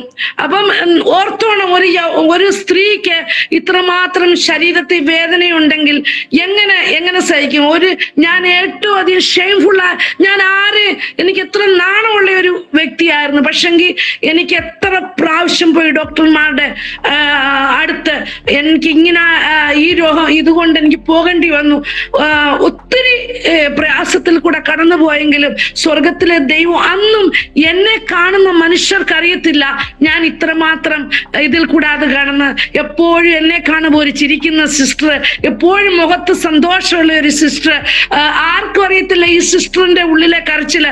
കാരണം ആ കരച്ചിലിനെ മാറ്റി എൻ്റെ ഫേസിൽ ആ സന്തോഷം തരുന്നത് സർവശക്തൻ എൻ്റെ ഉള്ളിൽ ജീവിക്കുന്നത് കൊണ്ട് ആയിരുന്നു. അങ്ങനെ അവസാന സർജറി എന്നെ ഡോക്ടർ പ്രണവ് എന്ന് പറഞ്ഞ ഒരു സൗത്ത് ഇന്ത്യൻ ഡോക്ടർ വേദാന്ത ഹോസ്പിറ്റലിൽ എന്നെ ചെയ്തു. അത് കഴിഞ്ഞിട്ട് അവരെല്ലാവരും ഒരു ടീം മൊത്തം ഉണ്ടായിരുന്നതിൽ അവര് എൻ്റെ ഫിഷുള കാണാതെ അവസാനം എന്നെ ക്ലോസ് ചെയ്യാൻ തുടങ്ങുമായിരുന്നു. അപ്പം പിന്നീട് എന്നോട് പറഞ്ഞ് മാഡം ഞങ്ങൾ അത് ക്ലോസ് ചെയ്യാൻ പോവായിരുന്നു, കാരണം ഞങ്ങളെ കൊണ്ട് ഇത് കണ്ടുപിടിക്കാൻ കഴിയുന്നില്ലായിരുന്നു. അങ്ങനെ ലാസ്റ്റ് അറ്റംപ്റ്റിൽ ഞങ്ങളുടെ ടീം ഒന്നുകൂടെ ശ്രമിച്ചു. അപ്പൊ എനിക്ക് ഓർമ്മയുണ്ട്, ഞാൻ ഇങ്ങനെ ബെൻഡ് ചെയ്ത് ഇങ്ങനെ തല ഇങ്ങനെ ചരിച്ച് ഈ പൊസിഷൻ ആക്കണം. അപ്പൊ തന്നെ എനിക്ക് പിടിച്ചു നിൽക്കാൻ വയ്യാതിരുന്നു. ആ വേദന, ഇവിടെ ചെസ്റ്റിനും വേദനയായിരുന്നു. അപ്പം അങ്ങനെ ലാസ്റ്റ് നോക്കിയപ്പം ആ എൻഡ് ഓഫ് ദ ഫിഷുള അവര് കണ്ടുപിടിച്ചു. അങ്ങനെ എന്റെ ഓപ്പറേഷൻ ചെയ്തു. എന്നിട്ടും പുള്ളിക്കാരൻ ഇതാ പറഞ്ഞ് ഞങ്ങൾ ചെയ്യേണ്ടത് ഞങ്ങൾ ചെയ്തു, ബാക്കി ഇനി ഊപ്പർവാലാക്കെ ഹാത്തുമേ കിത്തന സക്സസ് ഹോഗ എന്ന് പറഞ്ഞു. അത് കഴിഞ്ഞിട്ട് ദൈവത്തിന്റെ അനുഗ്രഹത്താൽ ഞാൻ വീട്ടിൽ വന്നു സിസ്റ്ററെ. പക്ഷെങ്കിൽ എനിക്ക് സഹിക്കാനാവാത്ത വേദനയാണ്. നിൽക്കാനൊക്കത്തില്ല, ഇരിക്കാനൊക്കത്തില്ല, കിടക്കാനൊക്കത്തില്ല. ഇത് മൂന്നും ഒരു മനുഷ്യന് ചെയ്യാനൊക്കത്തില്ലെങ്കിൽ പിന്നെ അവൻ എങ്ങനെ ജീവിക്കും? അപ്പൊ ഒരു ദിവസം एकदम अनबियറബിൾ പെയിൻ ആയി. ഞാൻ അന്ന് രാത്രി ഇതാ സെപ്റ്റംബർ മാസം 12-ാം തീയതി 2021 ഞാൻ എൻ്റെ ഹസ്ബൻഡിനോട് പറഞ്ഞു, ഞാനും എൻ്റെ ഹസ്ബൻഡും വീട്ടിലുള്ളൂ. ഞാൻ പറഞ്ഞു, അച്ചു ഈ രാത്രി ഞാൻ മരിക്കാൻ പ്രാർത്ഥിക്കണം. കാരണം ഞാൻ എൻ്റെ ലൈഫ് മൊത്തം സറണ്ടർ ചെയ്തു കർത്താവിന്. എന്നിലേതെങ്കിലും പാട്ടിൽ ഏതെങ്കിലും കുറവുകൾ വന്നിട്ടുണ്ടെങ്കിൽ സകലത്തെയും ഞാൻ ക്ഷമ ചോദിച്ചു കർത്താവിനോട് പറഞ്ഞു, ഈ രാത്രിയിൽ അപ്പ ഞാൻ നിന്നെ ഏറ്റവും അധികം സ്നേഹിക്കുന്നു, ഞാൻ നിന്റെ അടുക്കൽ കടന്നു വരുവാൻ ആഗ്രഹിക്കുന്നു, നീ എന്നെ എടുത്തോണം. കാരണം ഈ പെയിൻ ഇനി എനിക്ക് സഹിക്കാൻ വയ്യ കർത്താവേ, നീ എന്നെ എടുത്തോണം. ഞാൻ എൻ്റെ അച്ഛനോട് പറഞ്ഞു, പ്രാർത്ഥിക്കാൻ പറഞ്ഞു, ആടി എന്ന് പറഞ്ഞു. എന്നിട്ട് ഞാൻ പറഞ്ഞു, ഞാൻ ഇന്ന് രാവിലെ എഴുന്നേക്കത്തില്ല, പക്ഷെങ്കിൽ നിങ്ങൾ ആരും കരയരുത്. ഏറ്റവും ഞാൻ മരിക്കുന്ന ദിവസം ഏറ്റവും അധികം പാടി ആരാധിക്കണമെന്ന് പറഞ്ഞു. കാരണം എൻ്റെ സകല ഭൂമിയിലെ കഷ്ടം കഴിഞ്ഞ് ഞാൻ സ്വർഗരാജ്യത്തിൽ പോവാ. ഒരിക്കലും രോഗമില്ലാത്ത നാട്, രോഗിയില്ലാത്ത വീട്, ഹല്ലേലൂയ, ആ നാട്ടിൽ ഞാൻ കടന്നുപോയി സന്തോഷത്തോടുകൂടി കഴിയും. ഹല്ലേലൂയ. എൻ്റെ ഭർത്താവിനെ കുറിച്ചോ എൻ്റെ കുഞ്ഞുങ്ങളെ കുറിച്ചോ എനിക്ക് വേദനയില്ലായിരുന്നു. കാരണം അവരെല്ലാം ദൈവത്തിന്റെ വഴിയിലാ. അതുകൊണ്ട് എനിക്കറിയാം, ഞാൻ കടന്നുപോയാലും അവർ ദൈവത്തെ ഒരിക്കലും തള്ളിപ്പറയത്തില്ല. അവർ ദൈവത്തിന് വേണ്ടി ജീവിക്കും. പക്ഷെ എൻ്റെ ഹൃദയത്തിലുണ്ട്, കുഞ്ഞുങ്ങളോടൊന്ന് ഫോൺ വിളിക്കണം, ഒന്ന് പറയണം, മമ്മി ഇന്ന് രാത്രി പോവും, അതുകൊണ്ട് മക്കളെ നിങ്ങൾ രണ്ടുപേരും വിഷമിക്കല്ല, ഏറ്റവും നല്ലപോലെ ദൈവത്തെ വർഷിപ്പ് ചെയ്തോണമെന്ന് പറയണമെന്നുണ്ട്. പക്ഷെങ്കിൽ അതിന് പോലുമുള്ള ഒരു കഴിവെനിക്കില്ല. പക്ഷെങ്കിൽ ഞാൻ അങ്ങനെ തന്നെ 12 മണി രാത്രി ആയപ്പോൾ ഇത് പറഞ്ഞ ഓർമ്മയുണ്ട്, ഞാൻ ഉറങ്ങിപ്പോയി. പക്ഷെങ്കിൽ ഞാൻ പറയട്ടെ, രാവിലെ 6 മണിക്ക് എൻ്റെ കണ്ണ് തുറന്നപ്പോൾ ഞാൻ ബെഡേ കിടപ്പുണ്ട്, ഞാൻ പോയില്ല. എനിക്ക് ഭയങ്കര ദുഃഖമായി. ഞാൻ കണ്ണ് തുറന്നിട്ട് എൻ്റെ ഹസ്ബൻഡിനെ ഇങ്ങനെ നോക്കി. ഞാൻ പറഞ്ഞു, അച്ചു ഞാൻ പോയില്ല. അപ്പം പറഞ്ഞു, ആടി നീ പോയില്ല, നീ ഇവിടെ തന്നെ ഉണ്ടെന്ന് പറഞ്ഞു. ഞാൻ ഏറ്റവും ദുഃഖത്തോടെ വാഷ്റൂമിൽ പോന്നേ. അവിടെ എനിക്ക് ഏറ്റവും സഹിക്കാൻ ഒക്കാത്ത. ഞാൻ എങ്ങനെയും എണ്ണീച്ചു ഞാൻ തറയിൽ നിൽക്കുകയും എൻ്റെ പെയിൻ ഇല്ല എൻ്റെ ബോഡിയിൽ. ഹല്ലേലൂയ, എൻ്റെ പെയിൻ ഇല്ല. ഞാൻ എൻ്റെ യേശു രാത്രിയിൽ എപ്പം വന്ന് എന്നെ സൗഖ്യമാക്കിയെന്ന് എനിക്കറിയത്തില്ല. ഞാൻ അറിയാതെ ഉറങ്ങിക്കിടന്നപ്പോൾ അവൻ എന്നെ സൗഖ്യമാക്കി. പൂർണ്ണ വേദന ഇല്ലാത്തവളായി ഞാൻ അന്ന് എഴുന്നേറ്റു. ഹല്ലേലൂയ. അന്ന് തൊട്ട് ഇന്ന് വരെ എൻ്റെ പ്രിയ ദൈവമക്കളെ എനിക്ക് ആ വേദന അനുഭവിച്ചിട്ടില്ല. ഹല്ലേലൂയ. ഉടലബ ശന്തലറബ ശിഖന്തലറബ. സർവശക്തനായ ദൈവം, നീതിമാനായ ദൈവം, ഹല്ലേലൂയ, നമ്മളെ ഒരിക്കലും കൈവിടാത്തവനായ ദൈവം, അവൻ എന്നെ അവിടെയും സൗഖ്യം തന്നെ വെളിയിൽ കൊണ്ടുവന്നു. ഹല്ലേലൂയ. അത് കഴിഞ്ഞ് എനിക്ക് കോവിഡ് വന്നപ്പം കോവിഡുമായി. പക്ഷെ അഡ്മിറ്റ് ആകാൻ കർത്താവിനെ ഇടയാക്കിയില്ല. ഹോം ഐസൊലേഷനിൽ ഞാനും എൻ്റെ ഹസ്ബൻഡും 2 പേർക്കുമായി. പക്ഷെങ്കിൽ ദൈവം അവിടെ നിന്നും വിടുവിച്ചു. അങ്ങനെ മരണകരമായ 6 ഘട്ടങ്ങൾ എൻ്റെ ജീവിതത്തിൽ കടന്നു വന്നു. ആ 6 ഘട്ടങ്ങളിൽ നിന്നും സർവശക്തൻ എന്നെ വിടുവിച്ച് ഇന്നും എന്നെ ജീവനോട് വെച്ചിരിക്കുന്നു. കാരണം അവൻ എന്നെ സ്നേഹിക്കുന്നു. ഇന്നും ഇരിക്കുന്നതിന്റെ കാരണം ഞാൻ പറയാം. അവൻ എന്നോട് പറഞ്ഞു, നീ സകലർക്കും അവന്റെ സാക്ഷിയായി തീരുമെന്ന്. ഹല്ലേലൂയ. അത് കർത്താവിന് ചെയ്തെടുക്കണം. ഹല്ലേലൂയ. ഇന്നും അതാ ഞാൻ ചെയ്യുന്നേ. കഴിഞ്ഞ ഒരു ദിവസക്കാലം ഞാൻ ഓർത്തു, ദൈവമേ, ഞാൻ ഈ ജോലിയും ചെയ്തോണ്ട് എത്രയിടത്ത് പോവാം, ഇന്ററാക്ട് ചെയ്താൽ എത്ര പേരോട് ഇന്ററാക്ട് ചെയ്യാം. ഞാൻ പറയട്ടെ, ഇത് ഒരു സാക്ഷ്യമാതിന്റെ പറഞ്ഞ ഒരു മാർച്ച് ഏപ്രിലിനുള്ളിൽ ഞാനിപ്പം 5 പ്രാവശ്യം സാക്ഷ്യം പറഞ്ഞു ഓൺലൈനുകളിൽ. ദൈവത്തിന് നന്ദിയോട് സ്തോത്രം. കാരണം ദൈവം എത്ര മഹാനായ ദൈവമാണ്. ഇനി ഞാൻ ഇവിടെ നിർത്തുക. കാരണം ഇത്ര സമയമായി ഇതിൽ അനേകാര്യം എൻ്റെ കുഞ്ഞുങ്ങളുടെ ജീവിതത്തില്, ഞങ്ങളുടെ കുടുംബ ജീവിതത്തില്, ഞങ്ങൾ ഇന്ന് വരെ ദൈവം എനിക്ക് അനന്യനായിരുന്നു. ഹല്ലേലൂയ. ജैसे हिंदी में कहा था, എനിക്ക് ഇന്ത്യ ഇപ്പൊ ഏറ്റവും ഇഷ്ടം. കാരണം ഇത്രയും വർഷമായില്ലയോ ഇന്ത്യക്കാരുടെ ഇടയിൽ ഞങ്ങളുടെ സകല പ്രവർത്തനങ്ങളും. ചക്കർക്ക് ദേക്കോ യഹോവ കൈസേ ഫലായ, യഹോവയെ രുചിച്ചറിയുവാനുള്ള ഭാഗ്യം എനിക്കും എന്റെ കുടുംബത്തിനും കർത്താവ് തന്നു. നന്ദിയോട് സ്തോത്രം. ഇത്രത്തോളം സഹായിച്ചു. മേലാലും കർത്താവിന്റെ കരങ്ങളിലേക്ക് ഏൽപ്പിക്കുന്നു. കർത്താവ് ആഗ്രഹിക്കുന്നത് പോലെ വീണ്ടും ക്രിസ്തുവിന് വേണ്ടി നിലനിൽപ്പാൻ ഞാനും എന്റെ കുടുംബവും ആഗ്രഹിക്കുന്നു. നിങ്ങളുടെ എല്ലാം പ്രാർത്ഥനയെ ചോദിച്ചുകൊണ്ട് ഞാൻ ഈ സാക്ഷ്യത്തിൽ നിന്ന് വിരമിക്കുന്നു. ഹല്ലേലൂയ. ഹല്ലേലൂയ. സ്തോത്രം. അനുഗ്രഹിക്കുന്നതായ ഒരു സാക്ഷ്യം കേൾക്കുവാന് കർത്താവ് സഹായിച്ചു. കർത്താവ് ഇന്നും ജീവിക്കുന്നു. വലിയവനായ എല്ലാറ്റിനും എല്ലാമാണെന്ന് ഒരു പ്രാവശ്യം കൂടെ ഹല്ലേലൂയ കേൾക്കുവാൻ കർത്താവ് സഹായിച്ചു. പ്രിയ സിസ്റ്റർ, ഇത്രത്തോളം സമയം ഞങ്ങളോടുകൂടെ ചിലവഴിച്ചതിന് ഞങ്ങൾ നന്ദിയുള്ളവരായിരിക്കുന്നു. സിസ്റ്ററിനോട് കർത്താവ് സിസ്റ്ററെ അനുഗ്രഹിക്കട്ടെ. സിസ്റ്റർ പ്രാർത്ഥിച്ചാൽ. ആമേൻ. ഹല്ലേലൂയ, ഹല്ലേലൂയ, ഹല്ലേലൂയ, ഹല്ലേലൂയ. സർവശക്തനായ ദൈവമേ, നീതിമാനായ കർത്താവേ, ഈ അനുഗ്രഹിക്കപ്പെട്ട ഈ രാത്രിക്കായി കർത്താവെ അങ്ങയെ സ്തുതിക്കുന്നു. അങ്ങയുടെ അനുഗ്രഹത്താൽ കർത്താവെ, നീ എനിക്ക് ഈ ജീവനുള്ളവരുടെ ദേശത്തിരുന്ന് എന്റെ കർത്താവ് എനിക്ക് ചെയ്ത അത്ഭുതങ്ങളെ കുറിച്ച് തന്റെ ഭക്തന്മാരോട് ഘോഷിപ്പാൻ തക്കവണ്ണം സ്വർഗത്തിലെ ദൈവമേ, നീ എനിക്ക് തന്ന ആയുസ്സിനും ആരോഗ്യത്തിനുമായി ഞാൻ ആദ്യമായി അങ്ങയ്ക്ക് നന്ദി പകരുന്ന കർത്താവേ, അങ്ങയുടെ ദാസിക്കായി സ്തോത്രം. ഇത്രത്തോളം എനിക്ക് വേണ്ടി തന്റെ ചാനലിനെ തുറന്നു തന്ന് കർത്താവേ, ഹാലൽ ഈ സാക്ഷ്യം തന്റെ ജനത്തോട് അറിയിപ്പാൻ തന്റെ ദാസിയെ കർത്താവ് ഒരുക്കിയത് കൊണ്ട് സ്തോത്രം. കുടുംബമായി തന്റെ കുഞ്ഞുങ്ങളെ കർത്താവ് അനുഗ്രഹിക്കണമേ. നിന്റെ മകളെ നീ ഏൽപ്പിച്ച ഈ വേല വിശ്വസ്തയോടുകൂടെ വരും കാലങ്ങളിലും ചെയ്യുവാൻ തക്കവണ്ണം നിന്റെ അത്ഭുത അത്യന്ത ശക്തിയാൽ അങ്ങയുടെ ദാസിയെ നിറയ്ക്കണമേ എന്ന് പ്രാർത്ഥിക്കുന്നു. കർത്താവെ, ഞങ്ങളെ കേൾക്കുന്ന ഹല്ലേലൂയ, ഞങ്ങളെ കർത്താവെ ശ്രവിക്കുന്ന സകലത്തിന്റെ മുന്നോട്ട് ഇനി ഞങ്ങളെ കേൾക്കുന്ന സകല ശ്രോതാക്കൾക്കും വേണ്ടി പ്രാർത്ഥിക്കുന്നു. യേശുവിന്റെ നാമത്തിൽ ഞങ്ങൾ അവരെ അനുഗ്രഹിച്ച് പ്രാർത്ഥിക്കുന്നു. പിതാവിന്റെയും പുത്രന്റെയും പരിശുദ്ധാത്മാവിന്റെയും നാമത്തിൽ അവരെ ബ്ലസ് ചെയ്യുന്ന കർത്താവെ, അവരുടെ രോഗബന്ധനങ്ങള് യേശുവിന്റെ നാമത്തിൽ അഴിഞ്ഞുമാറട്ടെ. ഹല്ലേലൂയ. അവരുടെ ശാപങ്ങള് യേശുവിന്റെ നാമത്തിൽ അഴിഞ്ഞുമാറട്ടെ.